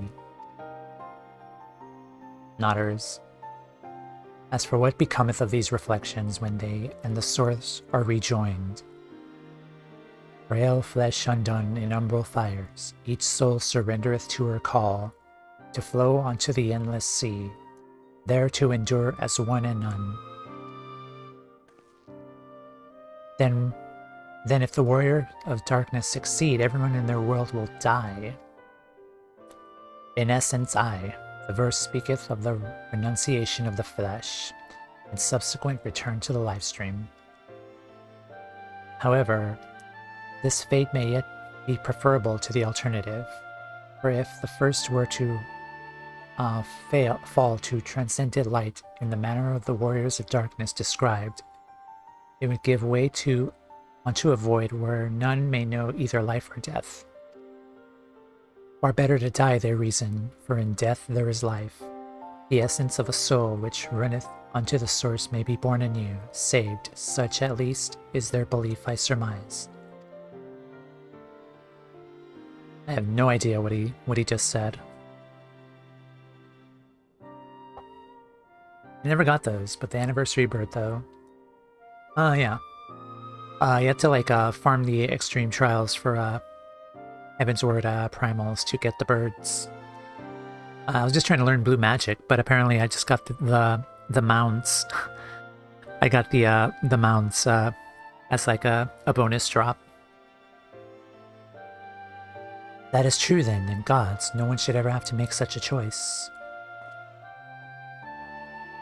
Ere we speak further on this subject, I would share with thee another recent discovery. It would seem that several sizable shipments of crystals have been delivered into the hands of certain Alamegan parties. Alamegans? Strange. You would believe this to be the work of the same Ishgardian smugglers who supplied the beast tribes. Okay, we're in Thanalan. I know beyond a shadow of a doubt, and lest thou wonder at their motive, I would remind you that the Ascians did once attempt to bring about the summoning of Ralger. Oh. The individuals who took receipt of these shipments are refugees belonging to a group devoted to the cause of the Alamigan liberation. It may also interest thee to know that their Ishgardian suppliers appear to be none other than the remnants of Alain Royal's network of spies. Huh. Surely you jest, and yet it is not surprising. Bereft of leadership and hunted by the Alliance, I can well imagine such villains being desperate enough to conspire with the Ascians, assuming they even know or care who their new employers are. All of which is irrelevant. Forgive me, we must seek out the resistance group which received the crystals without delay. Timea, Alice, will you come with me to Lil Alamigo? Alice? Yes, of course. I should like to hear what they have to say for themselves, firsthand. May you ever walk in the light of the crystal.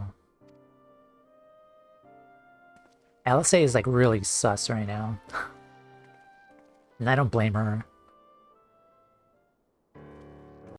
I really wish she would just say something about this. Alphanode, Alice, Timea, are you three listening? Good, I have tidings. The Temple Knights raided the smuggler's warehouse less than an hour ago. A curious interrogation of the prisoners confirmed that they were in the employ of, and I hope you're sitting down, a man in black robes. Dun dun dun. Then you have them, all the crystals too. What few remain died. Regrettably, it would seem that they dispatched one final shipment in the hours before we struck. It was bound for Little Alamigo, we are told, where it will be received by the members of a local resistance group. Since Sir Aymeric's men no longer have need of my services, I have a mind to heed that way. As do we. By happy coincidence, we learned of the shipments but a few moments ago. I'm just thinking, are we gonna run into Ida and Papalymo? Maybe. Ha! And there I was, thinking I might finally be able one step ahead of the Warrior of Light and his little helpers. Wait a moment, there is more. And I defy you not to be surprised by this revelation. Is it, Ida and Papalymo? The leader of the Ishgardian smugglers was formerly in the employ of one Alain Royal, the infamous Ivy herself. Leader of the Ishgardian smugglers was formerly in the employ of one of... I think her name is Ryu or something. It's not Rurali, it's Ryu. Aline Ryu. The infamous Ivy herself.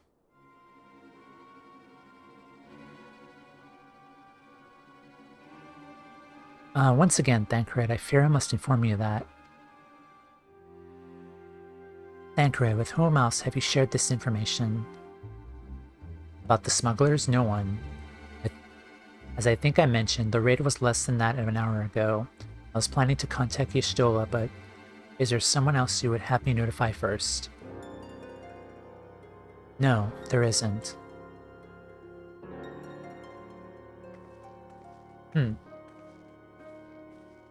To be honest, to me at this point, I was always found Orianji to seem shady.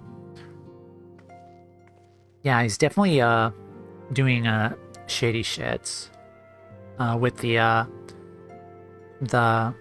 Ascians, and I don't know, like, what the end game is for him.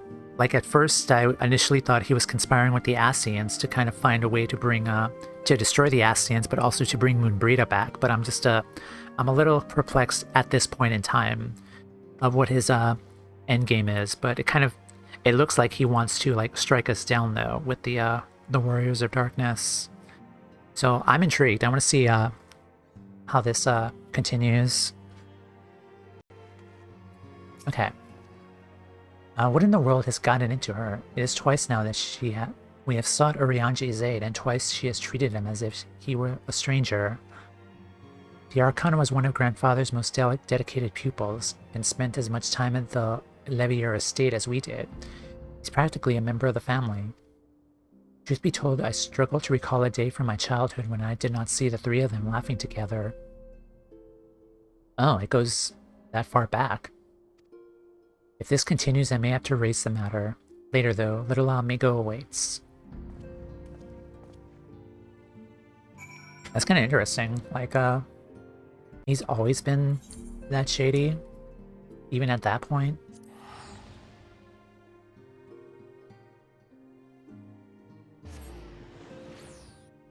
But then again, never trust a man who uses thou and mayhap and doth in their vocabulary like 24/7.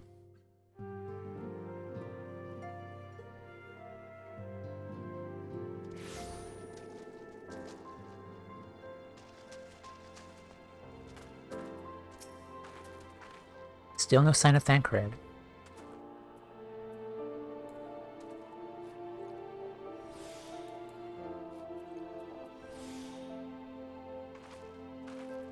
Oh, to answer your question, does giving more Geishel greens increase the time up to an hour?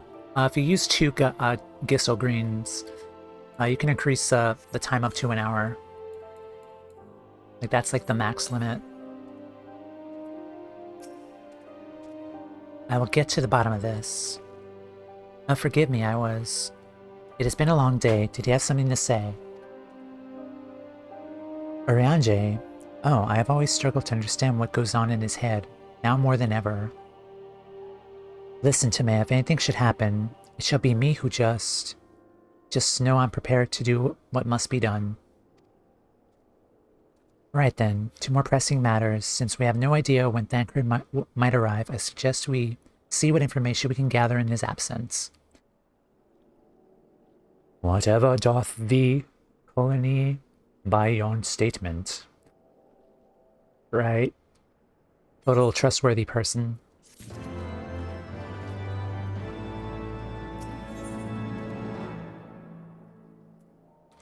When we were free, Alphinote is eager to get to work.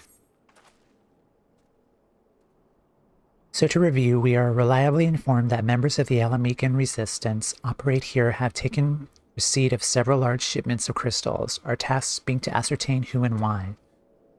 Given the size of the settlement, I find it hard to believe that anyone here could be wholly unaware of the resistance movements. The challenge, of course, will be finding individuals who are both able and willing to share such information with outsiders.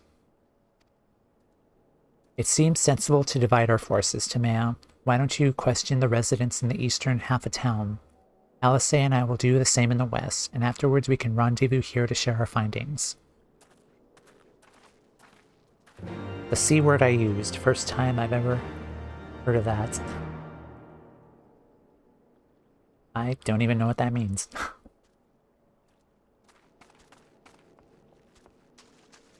I hate doing the quest when it's nighttime. I can't see anything. So let me guess, come to join the fight, have you? No need to deny it. Friend, you're not the first to answer the Griffin's call. While he lit a fire in every Alamican's heart, he also inspired more than a few Olduns to pledge themselves to the cause. And little wonder, the Garleans won't stop until we're all under the yoke.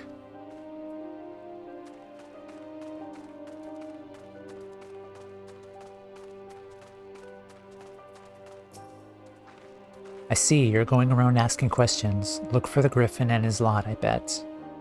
Seems they're the talk of Little Alamigo these days. Folks wondering what he's about, what he's got in store for the Garleans, and what's under that mask of his, of course. Oh, was that the mask guy? Probably. Some say he's hardly got a face. What with all the scars, others reckon he's been marked for death by the Empire, and that they'd send a bloody legion if they knew he was there. Your guess is as good as mine. Can't see where I'm going. Apparently I did go upstairs. I don't know how I did that, but okay. The Resistance. Damned if I know. It's not as if I'd be any use to him.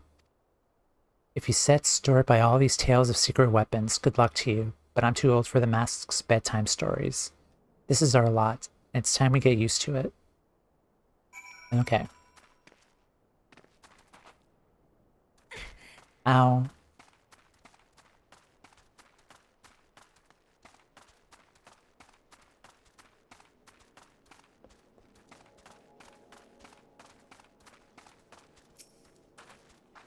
I suppose I should ask what you learned, but I think I already know.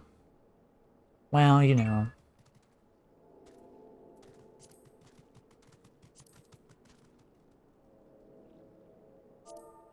Huh. Scriffin seems to be the leader of a newly formed faction within the Resistance. The Masks. Oh. Yet despite the growing popularity, no one seems to know much about them. Only that they are the most aggressively militant group to join the movement in recent memory. Indeed. Many claim their commitment to the cause of Alamico liberation is unrivaled. We could hope, but the revolutionary fervor is never channeled in the direction of a primal.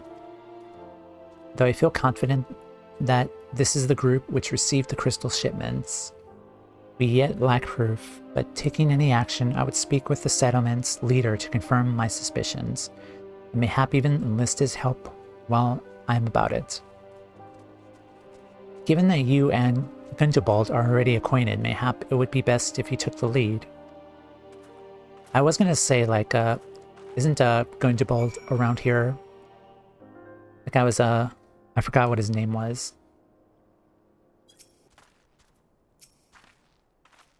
Much as it pleases me to see you again, Tamea, I cannot help but wonder if I should be worried. I hear you and yours have been asking questions. Who? Yeah, exactly.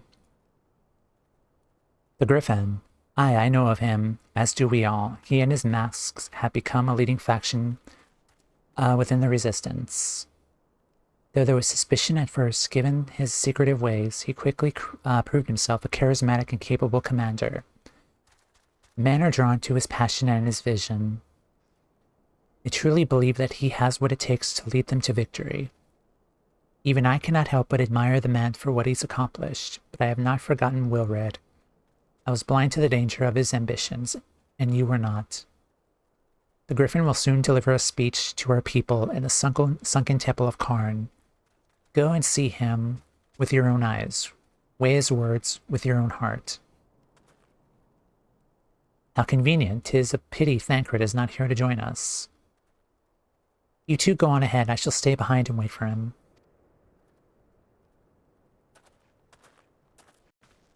Alright then. Sunken Temple of Karn. Has it begun already? I hear voices coming from within.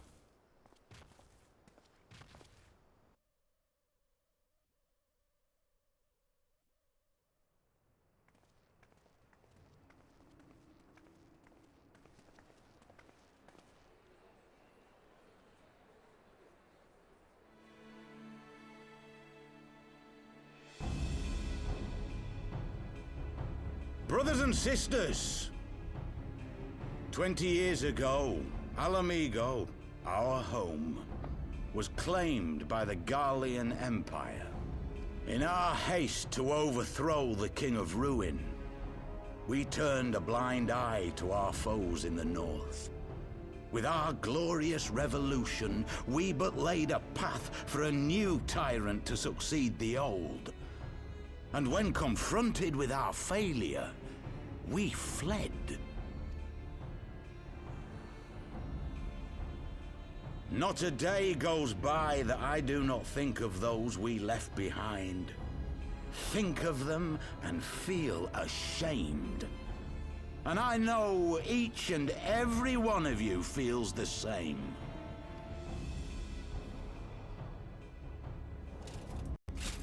We abandoned them, our own flesh and blood, to labor till their backs gave in and their breath gave out, building the twisted steel ramparts which now mar our once majestic mountains.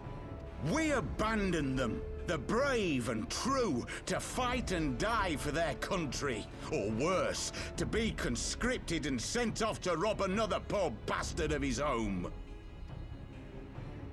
We abandoned them, The meek and powerless, to bow and scrape when the Garleans pass, to sully themselves that they might live to see another day of misery. The Black Wolf may be dead, but a new Imperial Viceroy reigns in Alamigo now. A beast, not a fraction as merciful. Is that... never mind, I won't say. You yet. all know the Eorzean Alliance Yeah. will do naught to oppose him. For all their promises and platitudes, they will not act if there's no profit in it. Only we can free our brothers and sisters from the Empire's tyranny, my friends.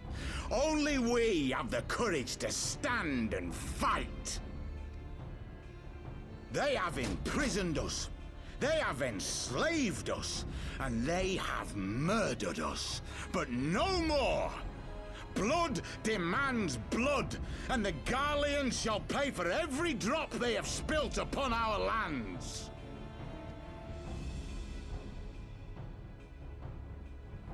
This I promise you, for we have a power within us, my friends. A power befitting our pride, our righteousness. Only join us, and we shall grant you the means to unleash it, and together we shall see the Alamigan standard raised over the mountains of Gia Arbania once more! Yay.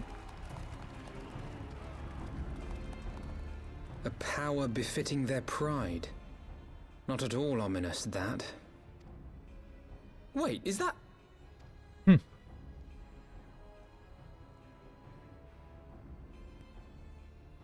It might be.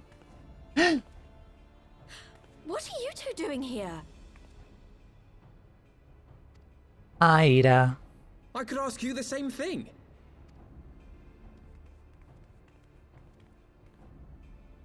Well, this is quite the surprise. If you see what I see, if you feel as I feel... Might I suggest we continue this conversation in more agreeable surroundings? Mutters. I was gonna say, is that Ilberd? Cause like it sounds just like him. Like the build is I think that's Ilberd.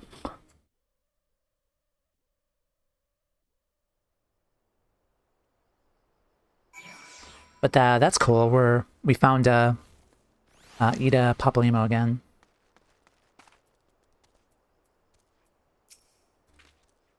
Mayhap it is my imagination, but you seem rather rugged and world-weary than last we spoke. You have no idea. Of all the places to meet, it has to be fate.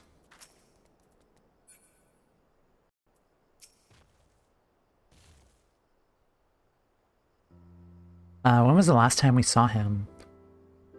I saw him in Halatali. He was running away after we kicked his ass while we were trying to save Rauban. Words cannot express how glad I am to see you both alive and well.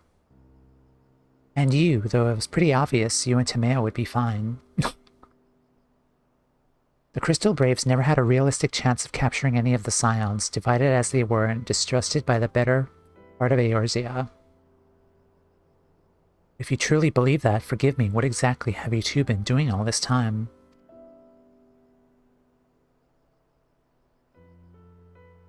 Repaying a favor, after the banquet we had no choice but to flee Olda, and we would not have been able to do so without the aid of some old friends from the Resistance. That's right, they smuggled us out of the city and sheltered us in Little Alamigo, all at a great risk to themselves. Obviously, we couldn't let that go unacknowledged, so we offered to help them out with their operations for a while. Well, that was nice. When we learned of the Scion's exoneration that Lola Rito had severed all ties with the Crystal Braves, and that General Rauban had been reinstated, we resolved to make contact. But having long since discarded our link pearls, as a precautionary measure, our options were rather limited. Well, that kinda makes sense. To make matters more complicated, we were embroiled in a delicate operation at the time, leaving me with little choice but to entrust the letter to a courier. I gather from your puzzled expressions, however, that you never received it.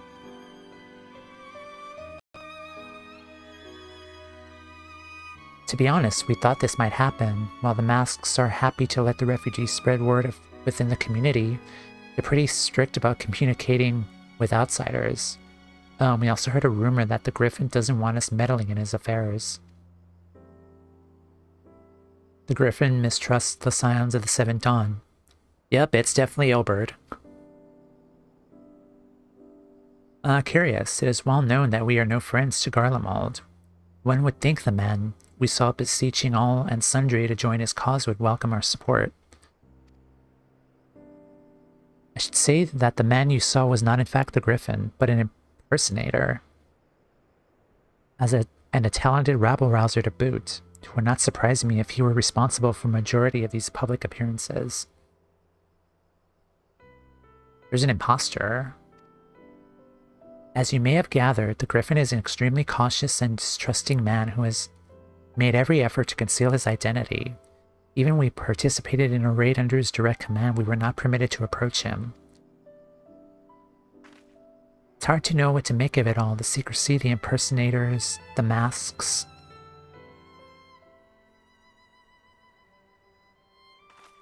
What, it's not as if I'm making all of you wear one, and mine only colors half my face. It's completely different. I love you, Ida. Anyways, when we heard the Griffin was due to give a speech, we thought it might be a good opportunity to get a better sense of the man behind the... to get a better sense of the man. For all the good it did. Now you've heard the whole of it, but tell me, what prompted you to take an interest in the Griffin? Summoning? You're not serious. Can't believe it. The Resistance would never even entertain such a ridiculous plan. But the Griffin, while the man is an enigma, I cannot say with any confidence what he would or would not do. What I can say, however, is that the speech we heard today was not the first to make a reference to a power capable of defeating the Empire. The masks have been made many such claims of late, I confess. I had assumed it to be a mere bluster, but in the context of the shipments of which you spoke, it is not impossible that they are alluding to a primal. Whatever it is, we'll find out together. If anyone tries to stop us, they'll answer to me. Indeed, that is assuming you'll have us. Why would you even need to ask that? Of course.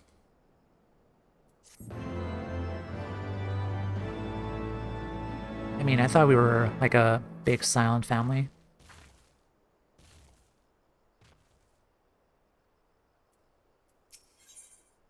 Honorable heroes. Apolimo has a mind to learn the Griffin's true intentions. If, as you suspect, the Griffin is indeed plotting to summon a primal, we must needs obtain confirmation whether it is yet time to act. To that end, I propose we question his double. Given his role in the group's de facto mouthpiece, I should not be surprised if he were one of the Griffin's closest associates. And while he may not be aware of the most sensitive details, he could probably tell us what the mask's plans are in broad strokes. Like the man whom he impersonates, however, he is wary of outsiders. He will not expose himself without a suitable incentive. My plan is as follows. You and Alfred would pose as adventurers fallen on hard times, inspired by his words to take up arms for a noble cause. Ida and I, as members of the Resistance, will recount tales of your past achievements and testify as to your usefulness in the struggles ahead. With our enthusiastic assurances still ringing in his ears, he will decide to welcome you in person, and we will arrange a meeting. God, there's a lot of text. More archons, yes. You'll need to look the part while we maintain the charade, until we have him cornered at least.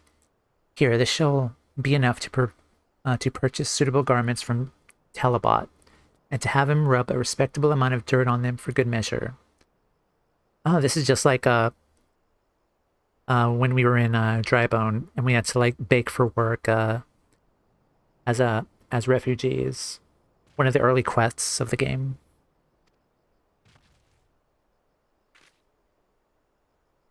Seems simple enough, thank you. With that, Timea, let us be off.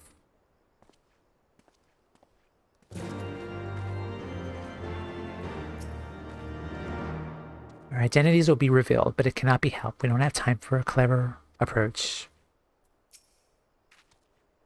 Telebot has an assortment of affordable clothing which he sells to refugees. The sum of that sack should more than suffice. But if fit and my name are not enough to secure his cooperation, pay him double. I shall see that you are recompensed. I have like 1.4 million gil. I'm fine. I hate when it is dark. You want to buy what? I don't know what you're up to, but I want no part of it.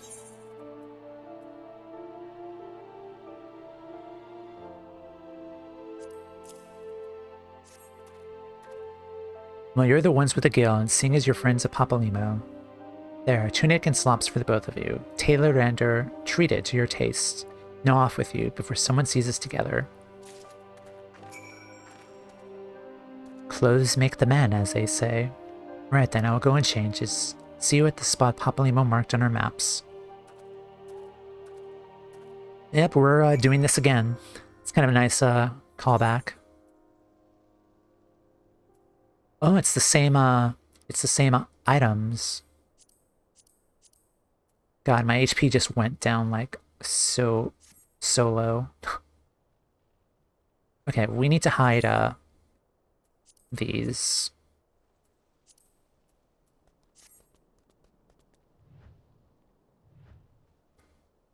It's just like old times, Timea. Huh. Wee-ha.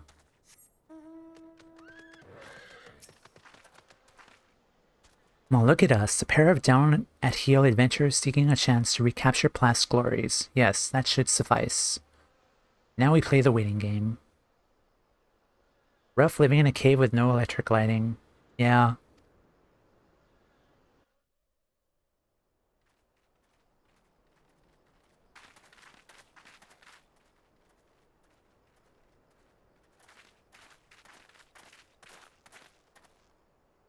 Hello. My thanks, comrades.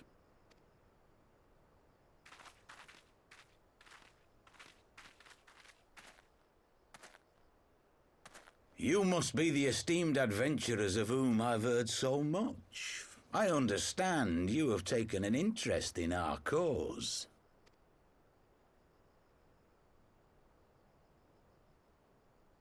Nodders. A great interest, you might say. Your words have certainly made quite an impression on my friend and I. The Resistance has long, and some would say wisely, avoided open engagements with the Garleans, but you and yours seem confident against the world in arms. Nice acting. I can only assume you have good reason to be so bold. Why, one might even think you are planning to summon a primal. Because that would do much to explain the sizable shipment of crystals you recently received from your smuggler friends, whom our Ishgardian allies have since detained, lest you wonder. I'd like to hear more about the Griffin. The real Griffin. Your performance earlier didn't fool us. Ah, the famous scions of the Seventh Dawn. I should have known better than to think I could conceal the truth from you lot. You are right. I am not the Griffin, but I speak with his voice, and it was at his behest that we procured those crystals.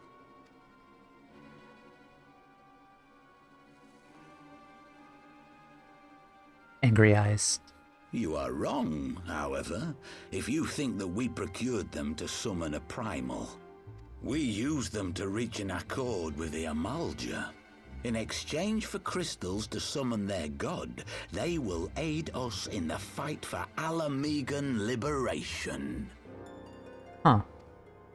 You've got to be joking. Have you gone completely mad?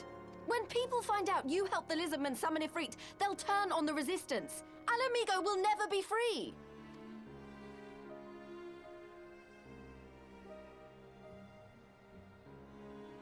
This isn't a fairy tale, girl. We don't have the luxury to play at being honourable heroes. It's because the likes of you wouldn't sully your saintly hands that Alamigo's been under the yoke for the past 20 years. But the Griffin won't stand for it, and neither will we. We're ready to do whatever it takes.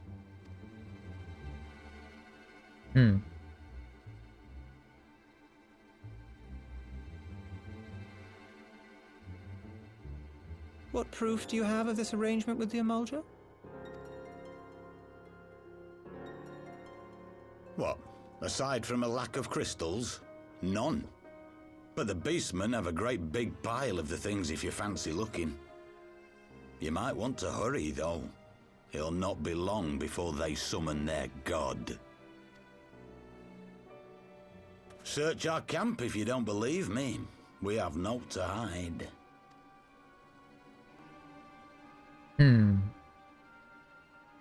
If there is a cache to be found, Ida and I will find it.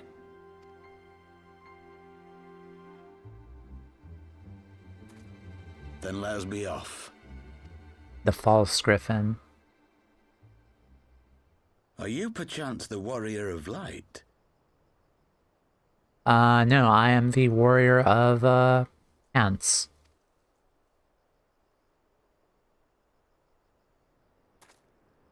Aye, I thought so. You should know that a great many who have joined us did so because you saved them. Because you showed them that one brave woman can make a difference. I just feel like I'm so easily recognizable as the warrior of light. Maybe just because of the hair. So I think I'm like the only person who has blue hair in this entire freaking game. You saved me too once. Helped a friend over in Quarry Mill make some medicine I needed. But that was a lifetime ago. I remember that. On behalf of my brothers and sisters, I thank you. You gave us hope where there was none, courage and strength when all was lost. We shall not squander your gift.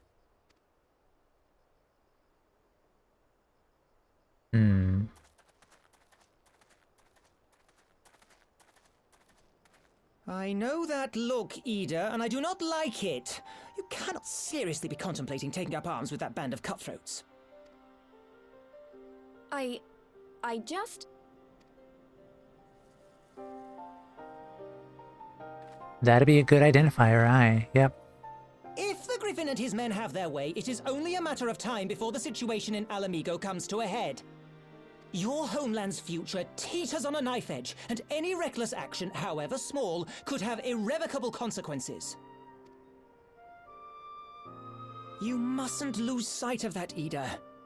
When the time comes, we must all make our choices, but we must do so in full possession of the facts. Now, let us away. There is work to be done. He sounds less pompous than Aram Reborn. Kinda like it. But he still has like that nagging Papalimo kind of tone in his voice though. That's not annoying.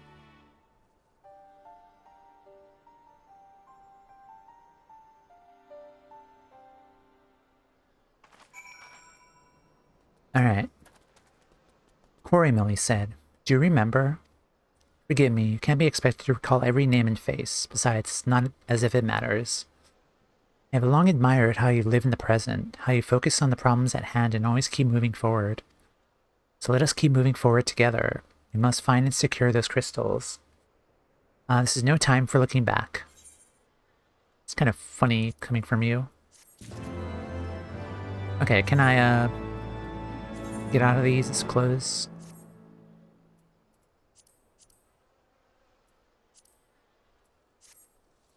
Tamea doesn't have that high lying, deception, spy quality. She's good at other things. Yep. One life for one world. Oh boy. Oh boy. Alfie would keep moving forward. If we take the Griffin's double at his word, then the crystals are now somewhere within Zaharok, ready to be put by use by the Amalja. We must appraise Alice of all we have learned. I will join you both in Little Amigo after I have changed.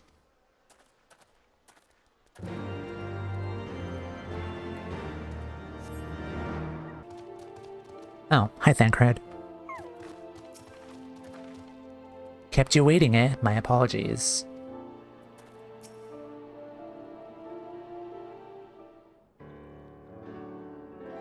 Now that Thancred has finally arrived, mayhap you could share your latest findings. We found Eden and Papalimo. You mean to tell me that we were worrying ourselves sick, Eden and Papalimo were here all along? Well, Y'shtola will be relieved, and also angry. Mainly angry, I should think. As for the crystals, what choice do we have? We cannot very well leave them in the hands of the Amalja. For all we know, they could be preparing to summon Ifrit even as we speak. We must make for Zaharok without delay. Agreed. If there is naught else to discuss, let us depart at once. Not an approval?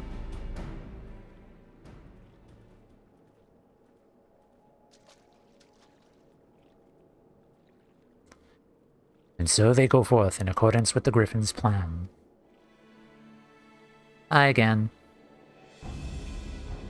The players gather to assume their marks on a stage weathered in flame. Ere long the curtain shall rise, and the drama of which I am the author, Gods forgive me, shall at last be performed. What is your plan? Naught else remaineth, save to stand at the ready and pray that the chance is seized, for never shall we know its like again. Like, what are you gonna do? You're gonna strike me down? Like, what's going on?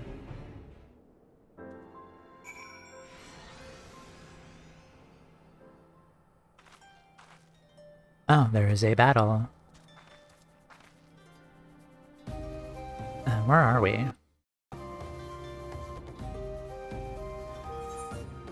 Oh, it's right there. Okay. Okay, Alpha Node is glowing, so that can only mean one thing. I confess, I expect a warmer greeting, but we must not jump to conclusions. Not until we braved the Bottle of Embers. We must be ready to engage the enemy at any moment. If you would make any final preparations, do so now. I shall wait your signal. Upon proceeding... oh no. Proceeding to the Bowl of Embers, several cutscenes will play in sequence. It's recommended you set aside sufficient time to view these scenes in their entirety. Well, I am glad that I took a break. But let's do it. Hopefully it's voice acted too. It should be. This isn't right. The Amalja would never leave this place so poorly guarded.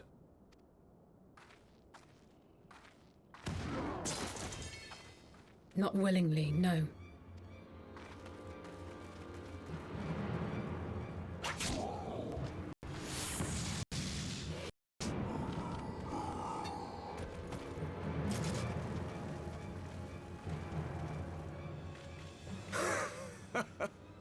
Ah, the saviors of Eorzea. Slow as ever.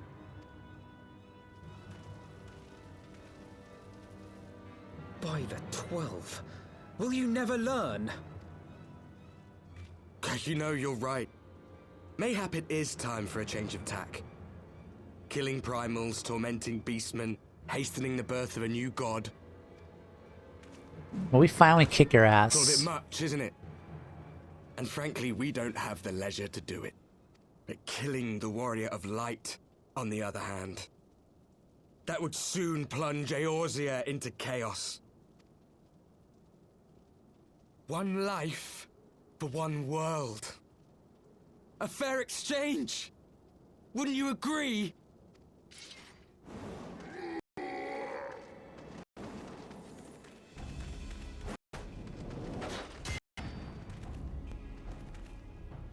Lest you forget, you've more than one opponent.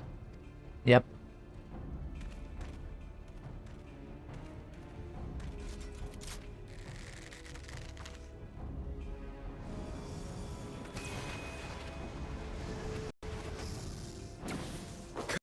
Call! Defend me! It's gonna hit me, isn't it? Oh, good job. Good boy. I sense you will offer more than mere target practice, unlike your sister. Alizé!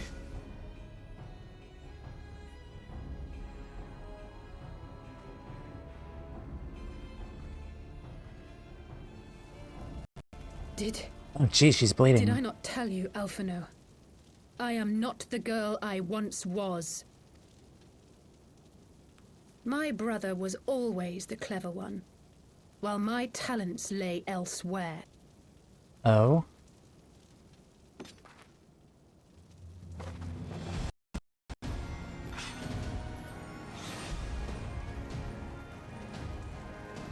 Limit break? Oh, shit.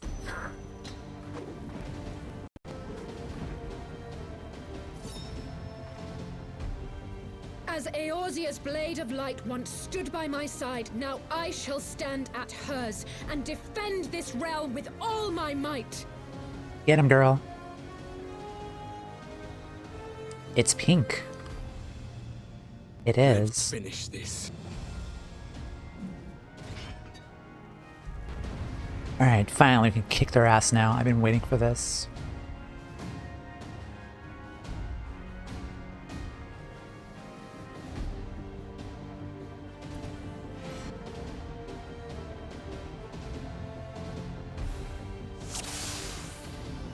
Okay, kill the healer.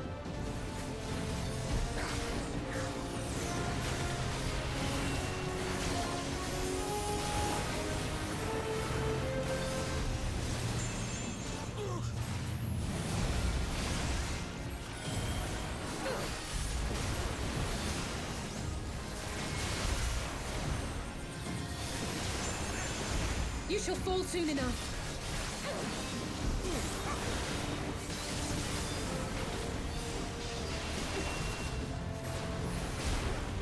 Okay, who else?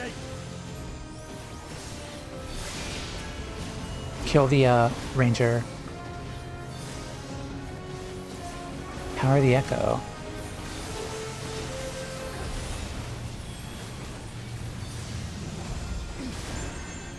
Alright.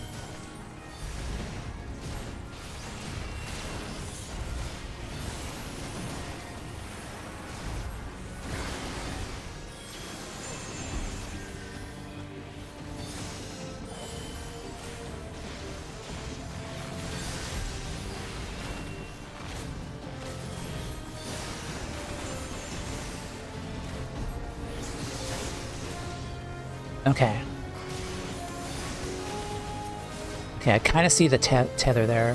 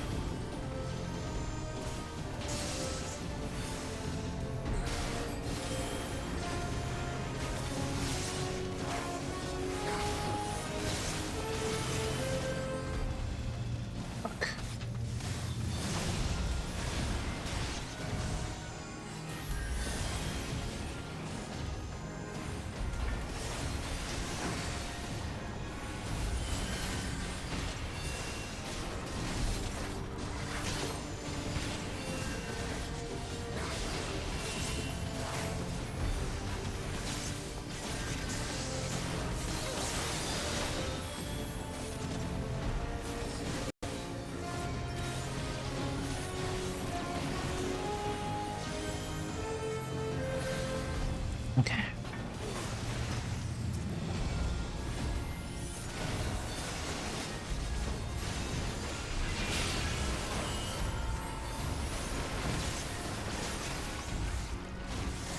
Warriors with no limits. No more games.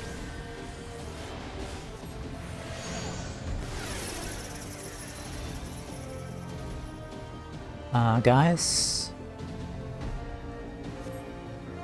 Guys?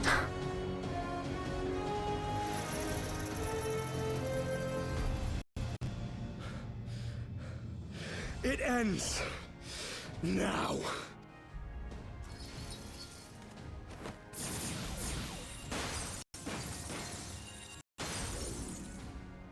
What? The chains! They're gone. Hello? You snake! You would betray us as well? Whose side are you on? Fast under his convictions shall never count betrayal amongst his crimes, though all the world may call him villain. My path is unchanged, my creed sacrosanct. This I believe with all my heart. But say, warrior of darkness, and speak true, what dost thou believe? That rendering up the souls of thy world in service to the rejoining will grant it salvation? Nay. By the 12! Oriange! What? What? All this time and I was suspicious. I thought it was Papalymo. Take the thing off. Yep, there is a facial hair. Mine apologies, Master Alphino. That the brightest light might shine, duty did compel me to walk in darkest shade. You have a lot of explaining to do. You sweet fool. I was almost willing to believe you had turned against us. I expect a full explanation when this Exactly. is over. For now, may I assume you have turned your cloak for the last time? Thou mayest, my lady.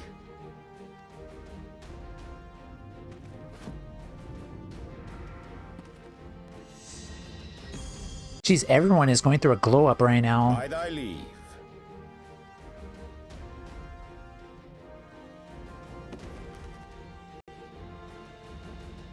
Even odds then. No matter. We'll crush the lot of you in one fell swoop!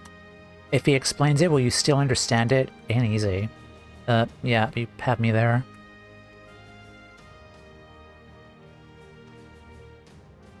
Understood.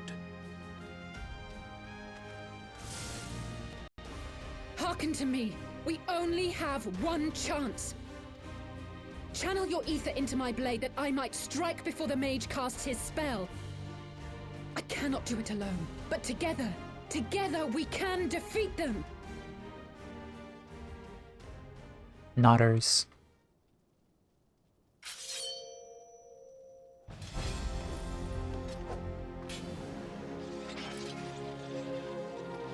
Okay. Make ready! They come!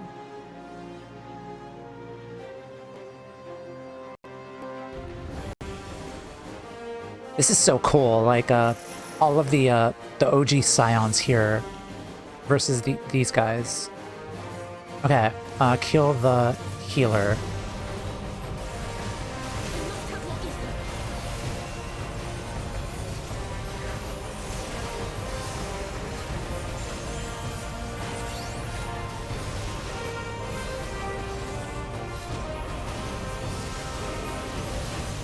Okay, and then the ranger.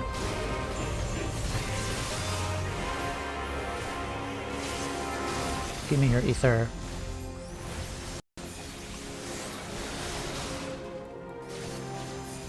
Okay, LSA.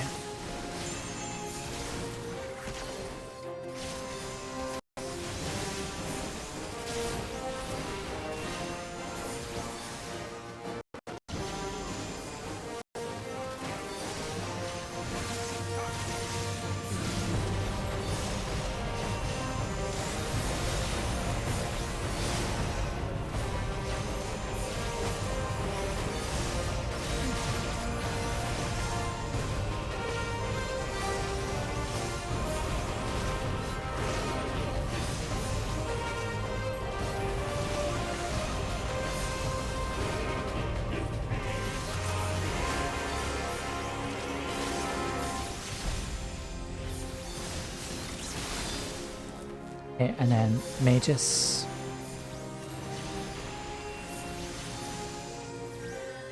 Is that it? Orders of darkness call upon the power of the echo. Blade of light.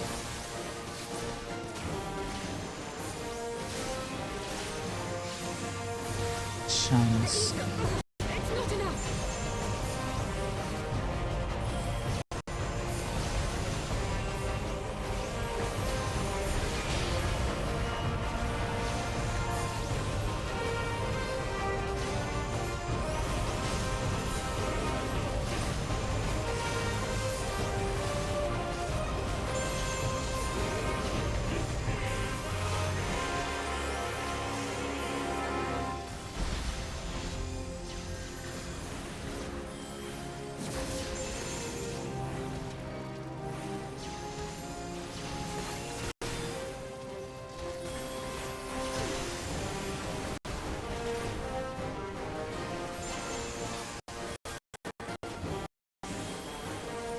Blade of light.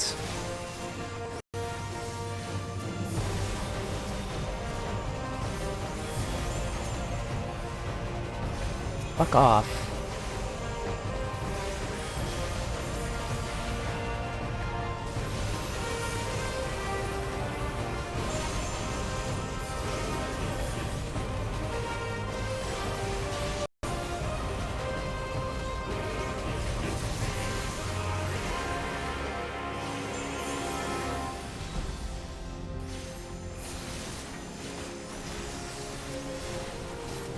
Come on, come on. Don't interrupt. Okay. I can feel it. Just a little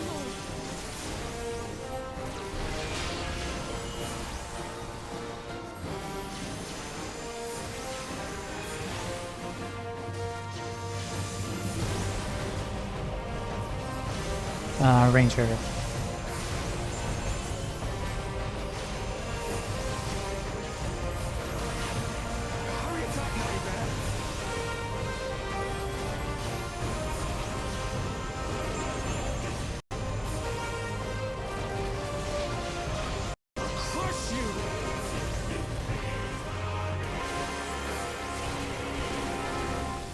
Shit.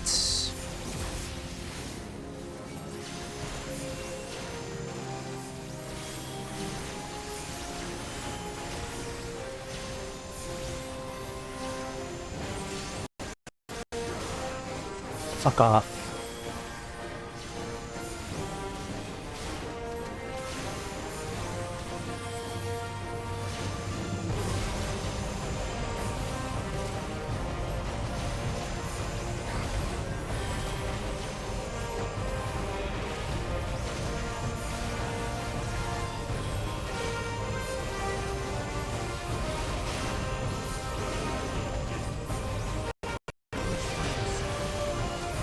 Fuck off.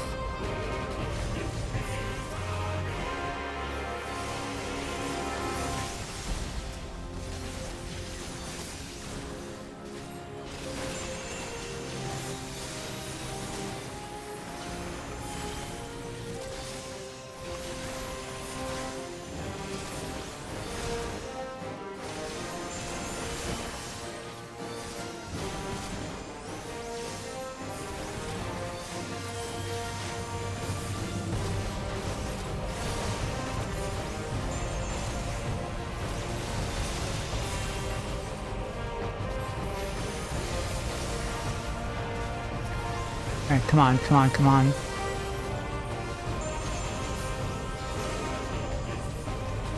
Did that do it? Okay. With this blade, I banish the darkness. Get him. Get him, girl. No. Not like this. Goodbye. Good riddance.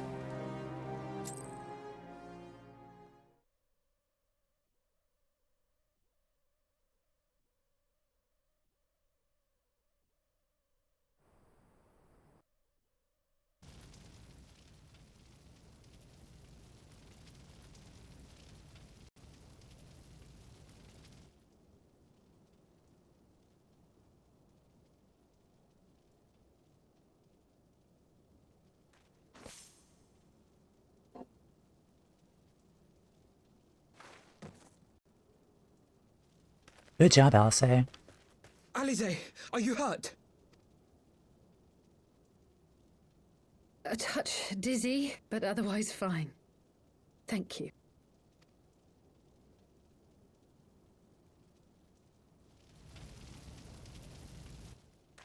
And there you have it. Our friend is too stubborn to die.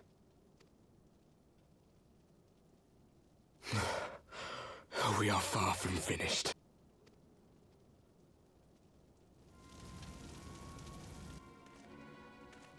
Or have you never considered how we came to this world?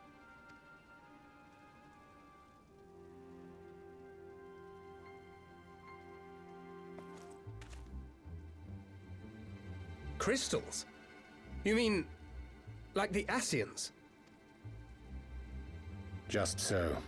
As the Ascians flee unto the rift twixt planes with crystals of darkness, so did these warriors come hither with crystals of light. Oh. That kind of makes sense. Eloquent, as always. Aye, like the Ascians, we too are beyond death. You cannot defeat that which is eternal. Wait!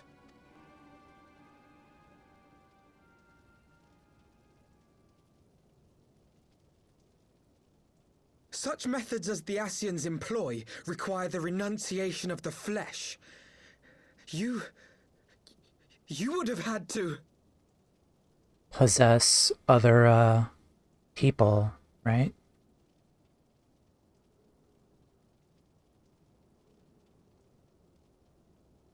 At long last, you see. To save our world, we gave our lives.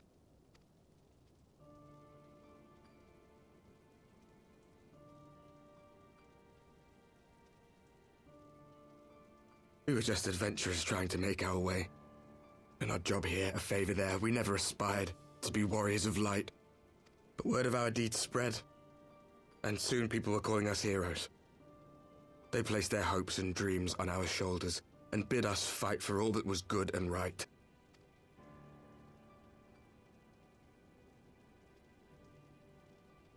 We fought, and we fought, and we fought, until there was no one left to fight. We won! And now our world is being erased from existence.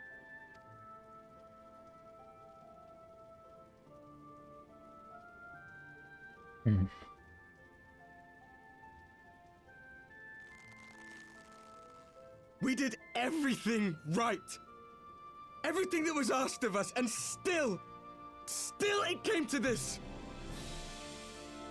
You of all people should understand.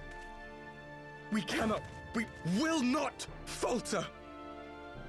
We brought our world to the brink of destruction, and now we must save it.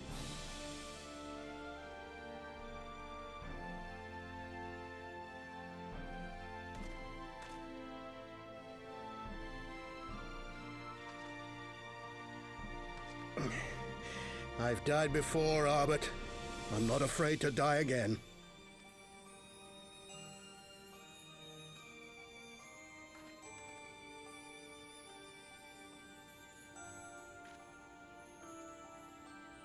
No matter how many times we fall, we must rise and carry on the fight for those we left behind.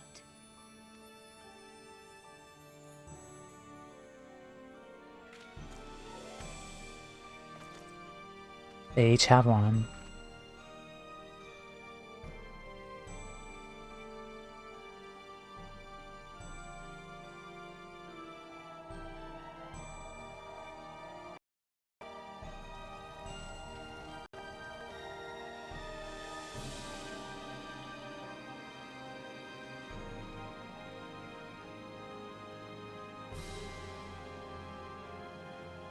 To have known the depths of sorrow and embraced the highest sacrifice. Nonetheless, Master Louis-Sois, guide my hand, I pray you, as fate's thread spinneth upon this most capricious spindle. Speak English, please. Quickly! Thou must needs invoke the power of thy crystal.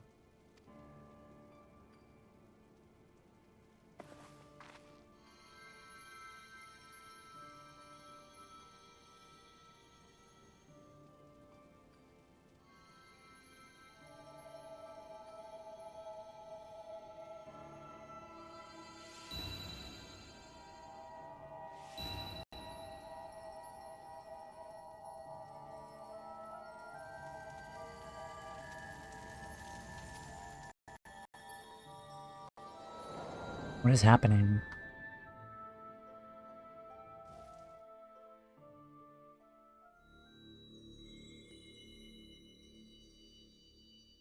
Oh, we're back here.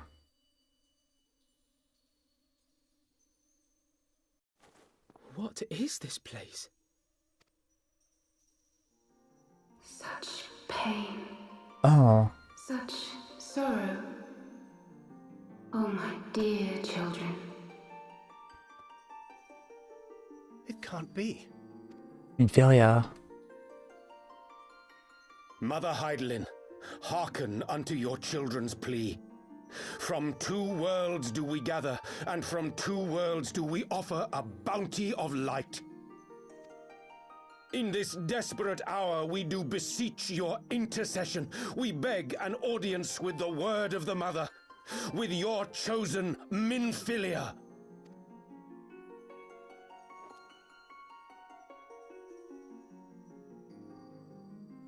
Your cries go not unheard, nor your sacrifices unnoticed.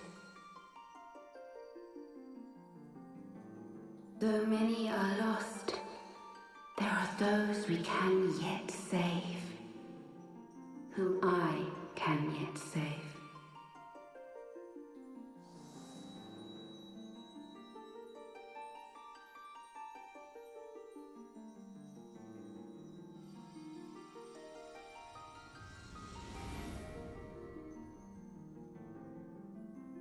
Minfilia.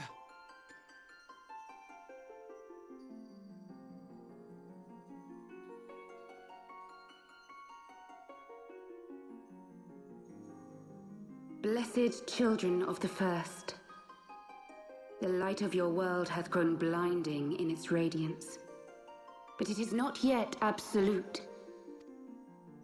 I will hie me to your world, and there take unto myself the light which riseth even now to drown it, as darkness once did drown another. Now you deign to answer our prayers? I will suffer this farce no longer!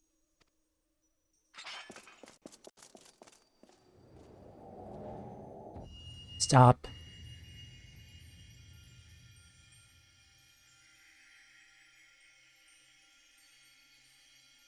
As the Ascians must serve as instruments of Zodiark's will, so too must others carry out the will of Heidelin.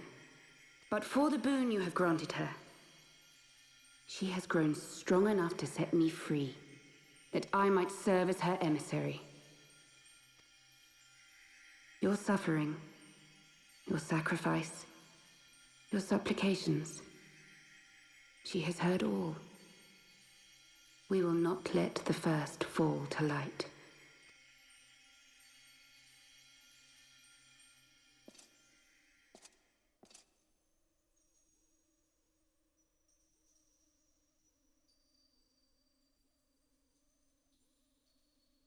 Thank you, Urianger, for bringing everyone here. It fills my heart with joy to look upon the faces of my friends once more. In taking you unto her bosom, I knew that Heidelin had bequeathed to you a sliver of her grace, granting you strength long sought. And in treating with the Ascians, I learnt of a star like unto our own, a doomed world of fallen heroes, in whom I glimpsed ourselves, the first. Full long did I search for a means to save this world, concluding at the last that the answer lay in the power of blessed crystals. And thus did I labor to set light against dark.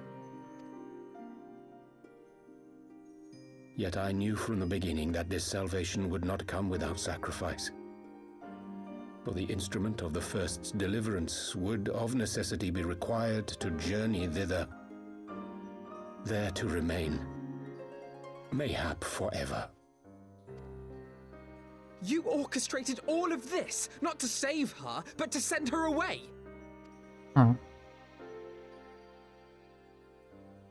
One life for one world. Such was the bargain, and you the coin, though it were not mine to spend.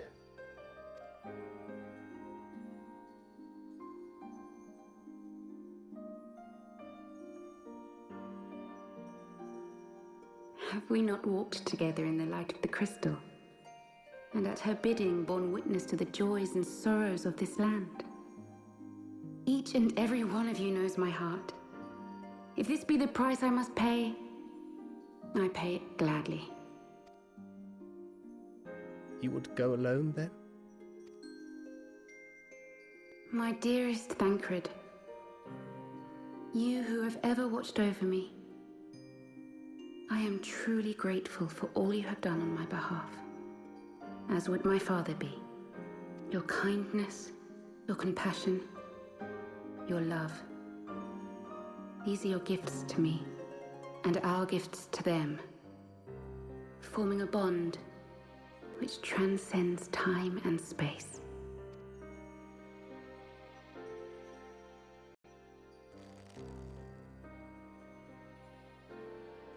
Sometimes I forget you are not the child I once knew.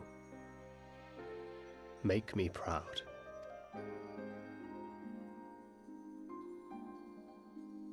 Long have I watched you from Hydalin's side, watched as you nurtured and kept safe the light of the dawn.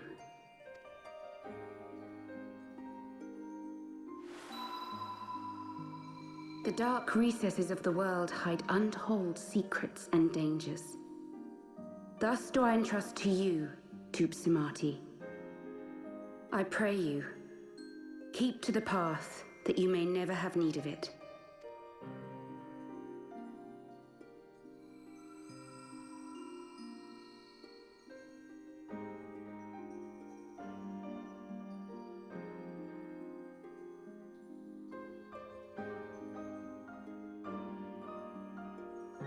Twould seem the power of our crystals is all but spent. Perhaps, if there is naught else to be done.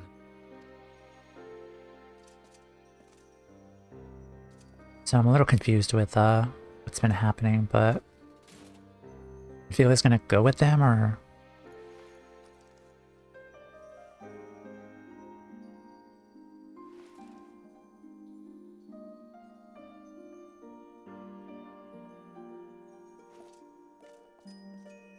Hear me, servant of Hydaelyn.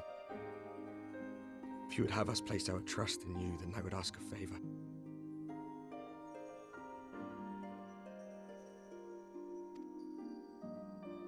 Take us with you.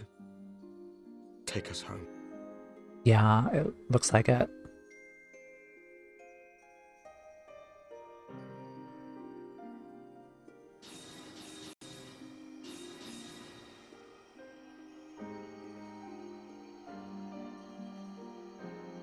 We were blind to the truth once, so I tell you this, as one fool to another. Light, dark, it doesn't matter. What matters is how you choose to use them. We made our choice and you see what came of it, so please, forge a different path. Seize a better fate.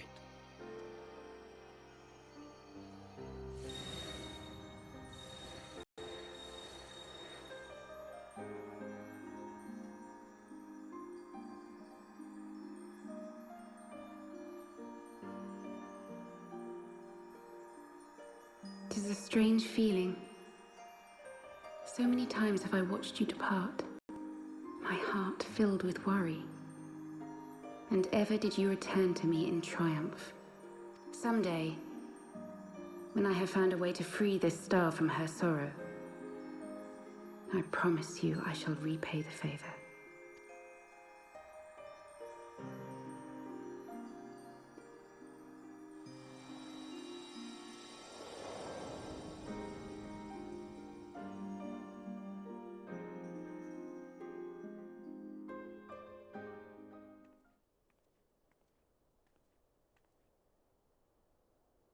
Ramen.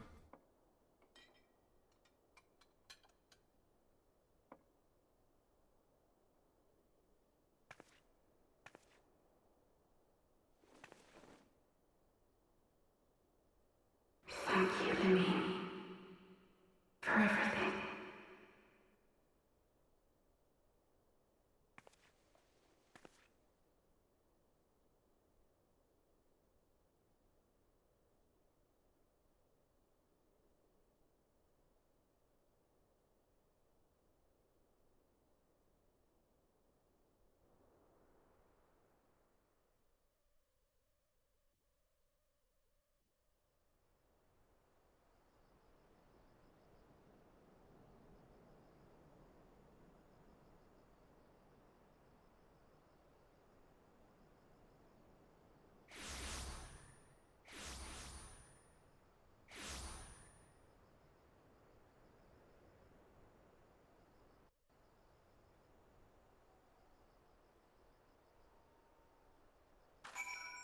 Damn.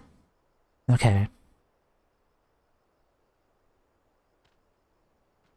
So they did mention that there was like 13 other worlds just like ours. So like Heidelin is overlooking like all of them and she's kind of growing weaker. Like those guys came from another world that died out and Minfilia is going with them to kind of restore that world. Is that how I'm perceiving this? Like it's big lore. It's definitely a lot. Yeah, he's though things did not unfold as perhaps I mean to say, I truly believe she forgive me. I should not have spoken. It's not my place. Sounds correct. Okay, I see, I see. Speak thy mind. I do not expect thy forgiveness. It would seem we are in southern Thanalan again. Minfilia is doing, no doubt. May the 12th speed her on her way. The warriors of darkness too. Cannot help but wonder what awaits those wayward souls. If they gave their lives in order to travel to the source, then returning to the first, would they not?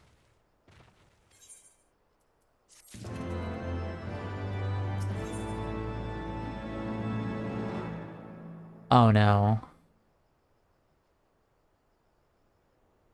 An ending to mark a new beginning. Wind up Moonbreeda. Destined to die a hero and live on as a mechanized servitor. Forgive me, my thoughts were elsewhere. And this when I know full well there is yet work to be done. The crystals. Leave them to me. I will go back to Zaharok and secure them. The Amalja will still be in disarray after the thrashing of the warriors of darkness gave them. They're not like to notice a lone bard skulking about. Thancred, you do not have to do this, I know, but I want to. I'll see you at the Rising Stones. I should go and find Ida and Papalimo. They must have finished searching for the masked camp by now. Not that it matters anymore.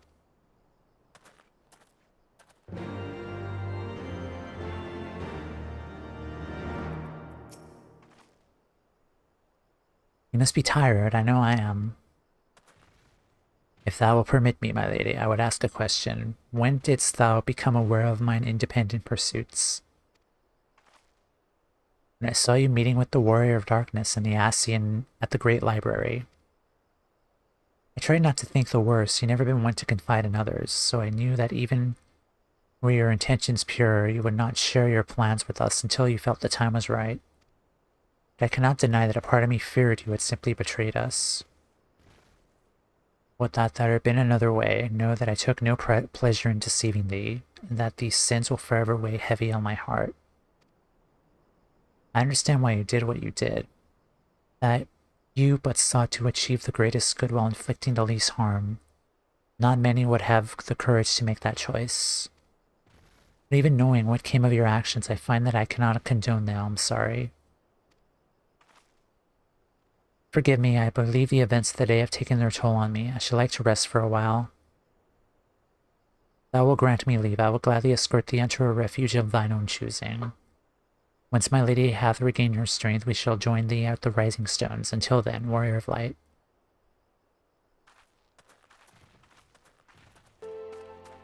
I have to say, the post-Heavensward stuff is pretty, there's a lot happening. in this this patch content. Even though there's like few requests, but like a lot has happened. Where is Papalimo at? Ah, there you are. We finished our search in case you were wondering. I have yet to tell them what happened in Zaharak. I bet it best to do so together.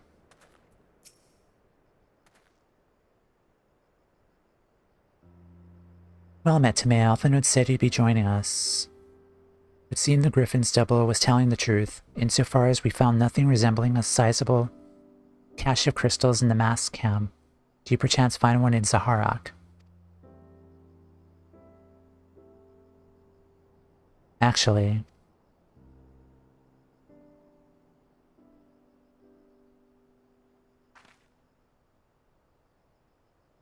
I don't believe it. The crystals, Minfilia, all of it. It's just, I don't know what it is. I sympathize, Ida. Even now, I struggle to comprehend that which I saw. The only thing I could say with any certainty is that I feel blessed to have been granted a final chance to speak with her. It was bittersweet, aye, but also affirming. Alphanode, I believe it is past time Ida and I rejoined the Scions. We have been away for far too long. Yay! Though I'm loath to leave the Griffin to his own devices, I feel our investigation would benefit from your more dispassionate perspectives. And I hope that we might in turn offer our own opinions of the many challenges that you have faced in our absence. God, it's been absolutely ages, hasn't it? I can't wait to hear about everyone's adventures. Well, Ida, there was this one time I stole a guy's pants. I am never going to live that down. That was amazing. We should be glad to recount them, and Tataro's tales may as well surprise you. Smile.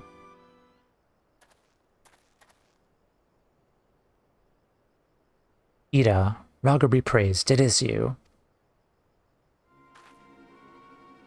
Ida, alive and standing here before me in the flesh. I'd hardly believe my eyes. Oh, come on, has it really been so long you don't remember me? It's Gundobald. I fought beside your father in the revolution. Ida? Do not think less of our friends. It's been 20 years since the occupation sent us our separate ways. The resistance was always welcome in Little Alamigo. They gave us hope, and young Ida most of all. Ida here was always full of fire, ever the first to volunteer for a mission. Till the day she up and vanished, that is. There were rumors and we feared the worst, but here you are, alive and well, nary a day looking older. Well, what can I say? I'm sorry for running off like that and making you all worry. It's a long story, but you see, I got involved with my friends here, the Scions. Oh, were we still the Circle of Knowing back then? Right. Anyway, I wanted to come back and tell you. It was all very secretive stuff at the time, and as you can see, I'm completely fine. I know we got a lot to talk about, and we will, but right now I gotta hurry back to our headquarters. My friends are expecting me. Bye, Ida. Pray forgive her. It's been a very long day for us all. I promise we will visit again at the first opportunity.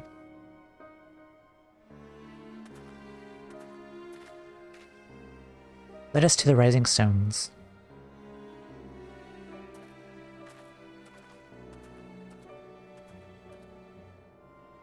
Else take me for giving you that mask.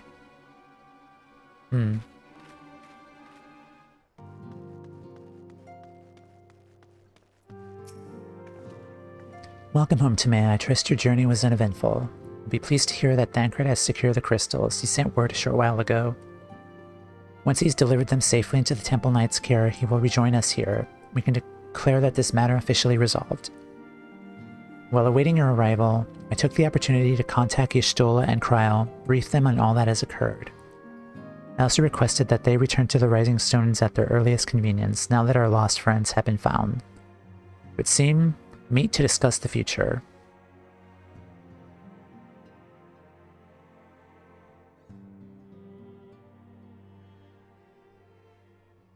Everyone's back.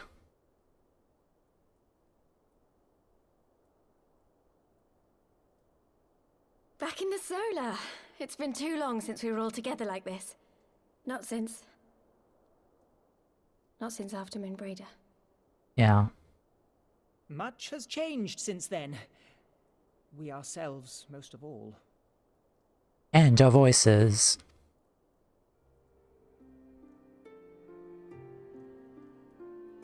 Though not all who were lost could be gathered here today, we may take comfort in the knowledge that those who are not are carrying on the fight. While I am grateful to our friends in the north for their hospitality, it isn't half good to be back.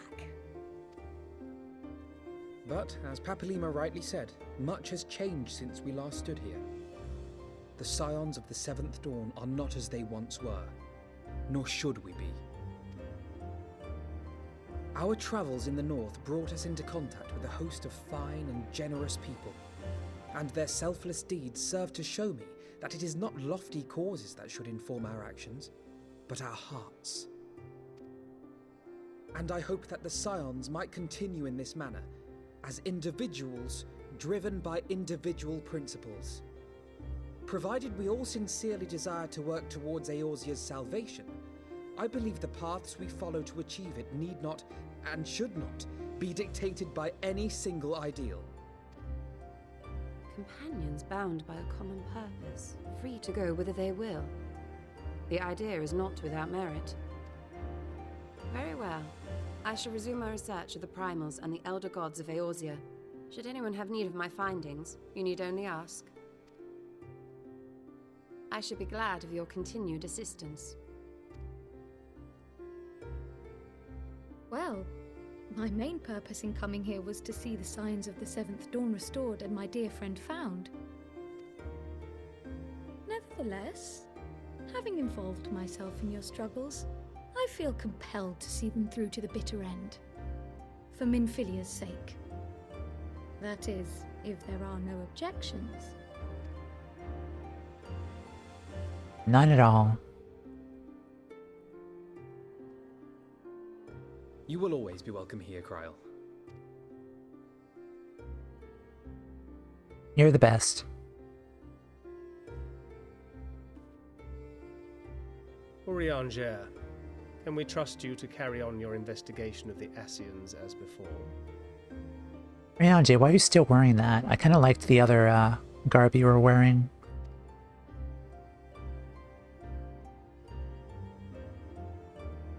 Regardless of mine own desires, I am undeserving of your trust, having so villainously deceived you all. Now, I'll hear no more of that. 'Twould be disrespectful of Minfilia's wishes. She entrusted matters here to us, that we might protect this star and understand the truth which hides at her heart. Mayhap I can handle the former, but I think you far better suited to the latter. No?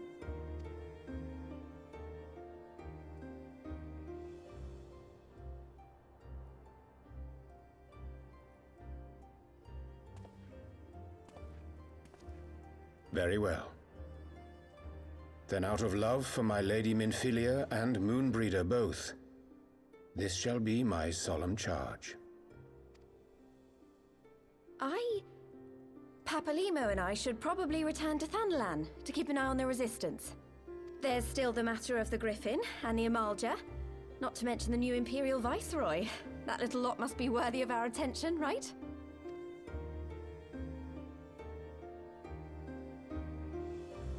What are you thinking? And what will you do, Alize? You know I have no great love for organizations and formalities.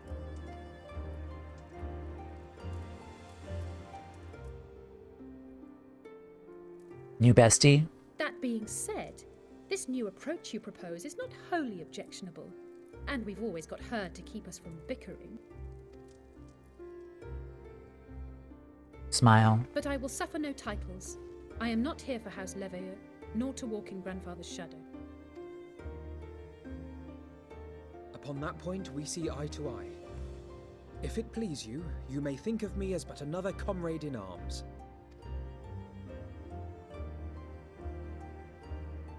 Well then, Alfie, I for my part shall see to the paperwork and the finances with my characteristic aplomb.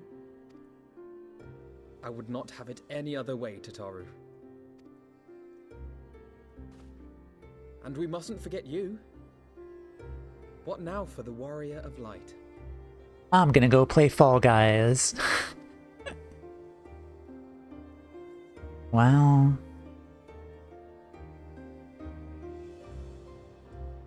I'm gonna go unlock an alliance raid.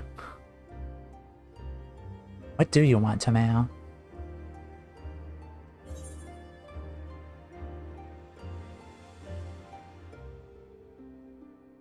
A new adventure, what else? I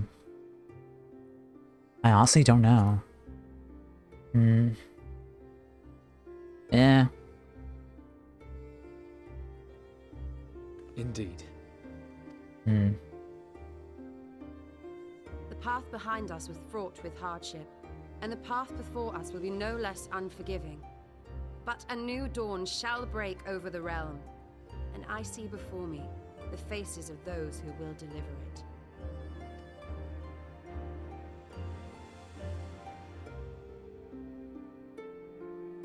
This feels like a good send-off, like a final farewell. Kind of like everyone's like splitting off and doing their own thing.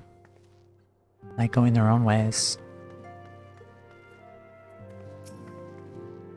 It's official then. Gods, I hope I don't regret this. Leave it to me, Tomeo. I'll make sure she's properly introduced to everyone.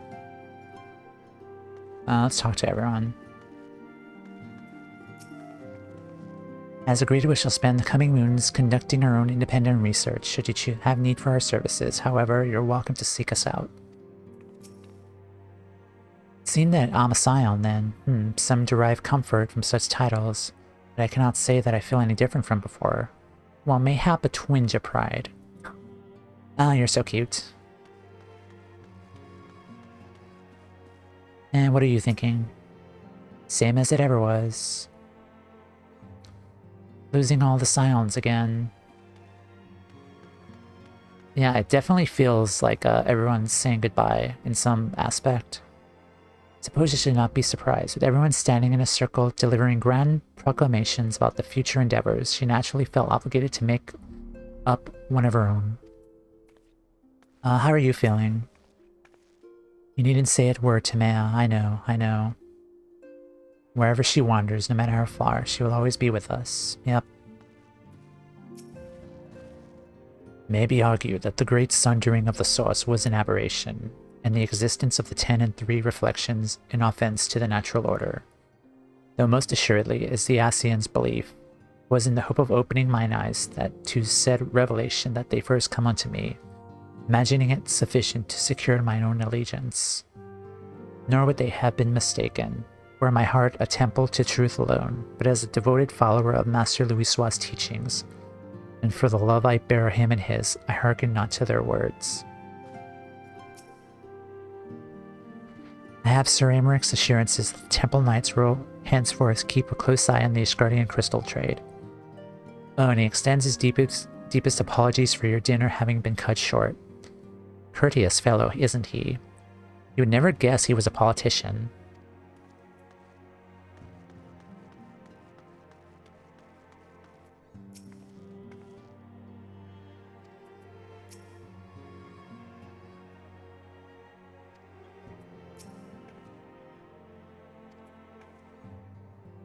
Okay. Where is Alien and the other B Squad scions?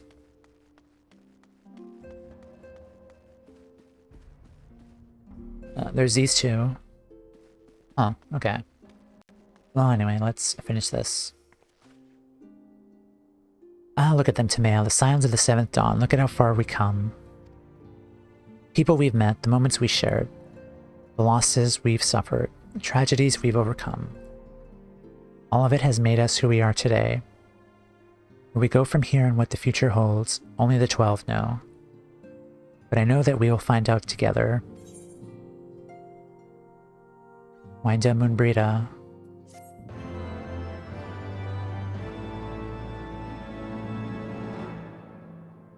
Okay. think this is the end of 3.4.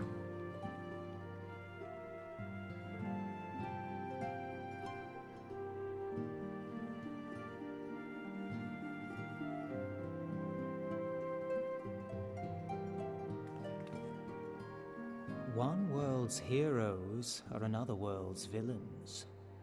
One world's loss, another world's gain. Where men go as one, there is life. And where there is life, There is death.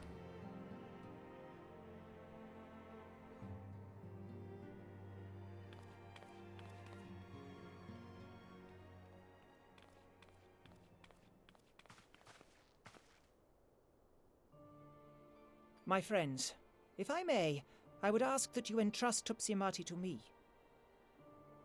Why? Clouds gather upon the horizon, and as Master Louisoix's disciple, I would keep it close at hand.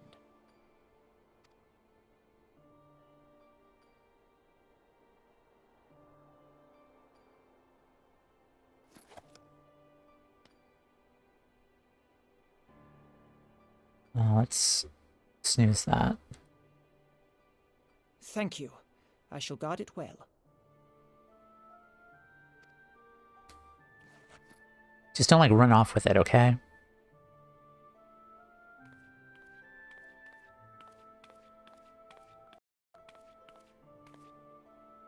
There is cause to hope.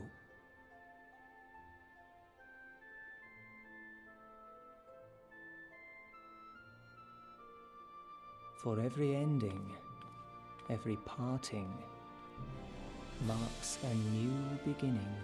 Is this Papalimo narrating?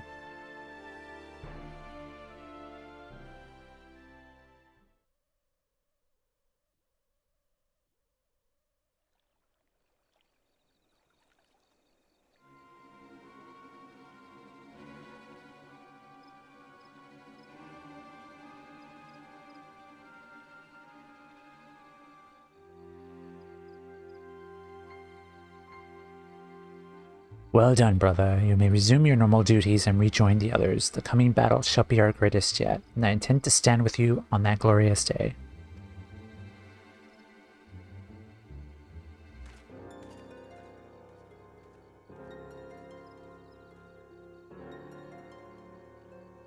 True believers are oh, for fuck's sake. Oh, come on. Is Elidibus, like, pulling the strings of everything around here? Like, let me guess, is Elidibus pulling the strings of, like, Hildebrand or something? Like, is he in charge of the freaking Blunderville Fall Guys event? Like, is Elidibus putting money into everything? Is he controlling Godbert? It's like the Eisen situation all over again. It's all Eisen's plan all along, except it's all Elidibus just pulling the strings of, like, everything. True believers are so readily led.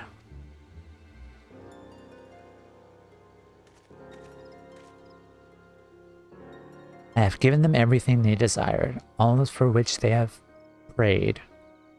I doubt you could say the same of your pawns.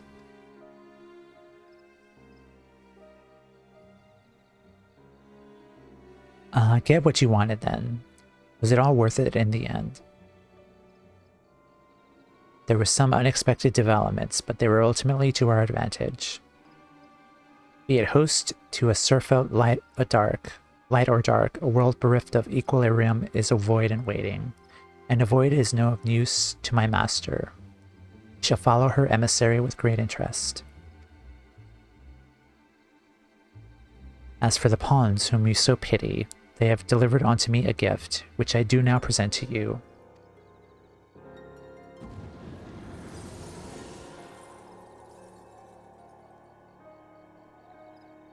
Oh Lord. Oh no. The eyes of Nidhogg. Many were the candidates considered, but by your deeds you have proven yourself the most deserving.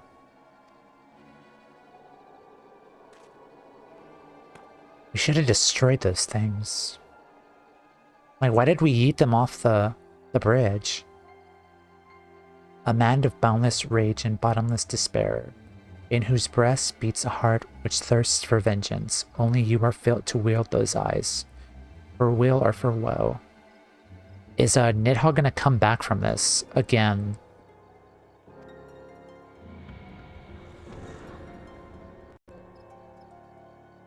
Yeah, probably seemed like a good idea at the time.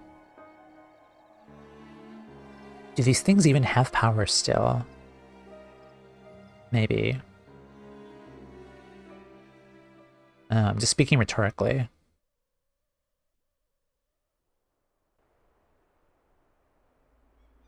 Hard to know.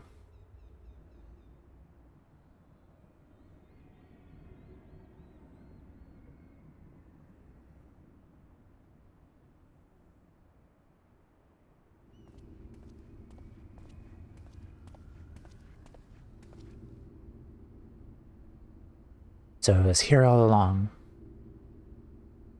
Hello again. Nero.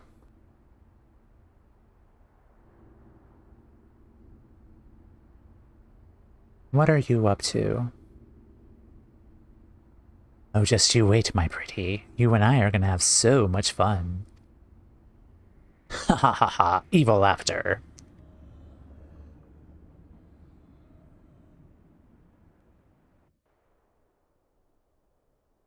It just keeps continuing. No retreat, no surrender. Alright, that was a wrap for 3.4.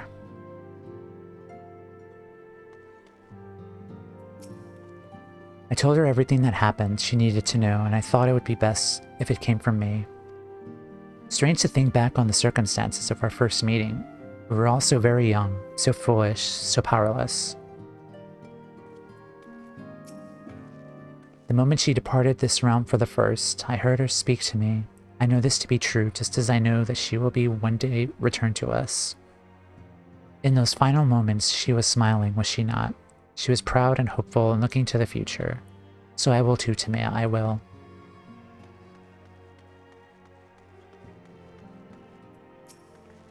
It's a bit overwhelming, quite frankly, having spent so much time on the road, often by myself, yet I will try to approach this as a learning experience, as did my travels. Had I not kept an open mind after all, I doubt I would have been able to master the etheric blade, nor would I have benefited from the rather pointed advice I received. Okay, Tataru. Tidings from Gear Abania. Okay. I will not be starting 3.5 today, because I said it before, I'm going to take a break from MSQ for now, because there was other things I wanted to do and unlock.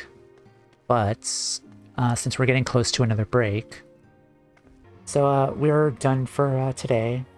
Thank you all for dropping on by, hanging out, lurking, following, just having me as your background noise. We did a lot today. We finished 3.4. We got Ida and Papalimo back. Infilia will not be rejoining us. She has went with the Warriors of Darkness back to their realm to kind of help restore it. So Infilia will not be back for a while. We learned Urianje's motives, and he's still with us. So kind of like there's some trust issues there that we need to mend, but kind of had a feeling Urianje was still on her side, but still had his motives were still not good. It's not a very black and white issue. What else? We fought Titan again.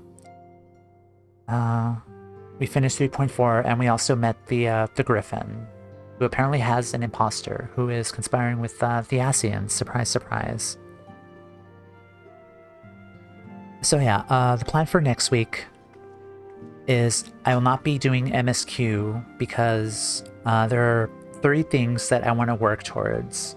3 things I want to focus on. That is the Alexander raids.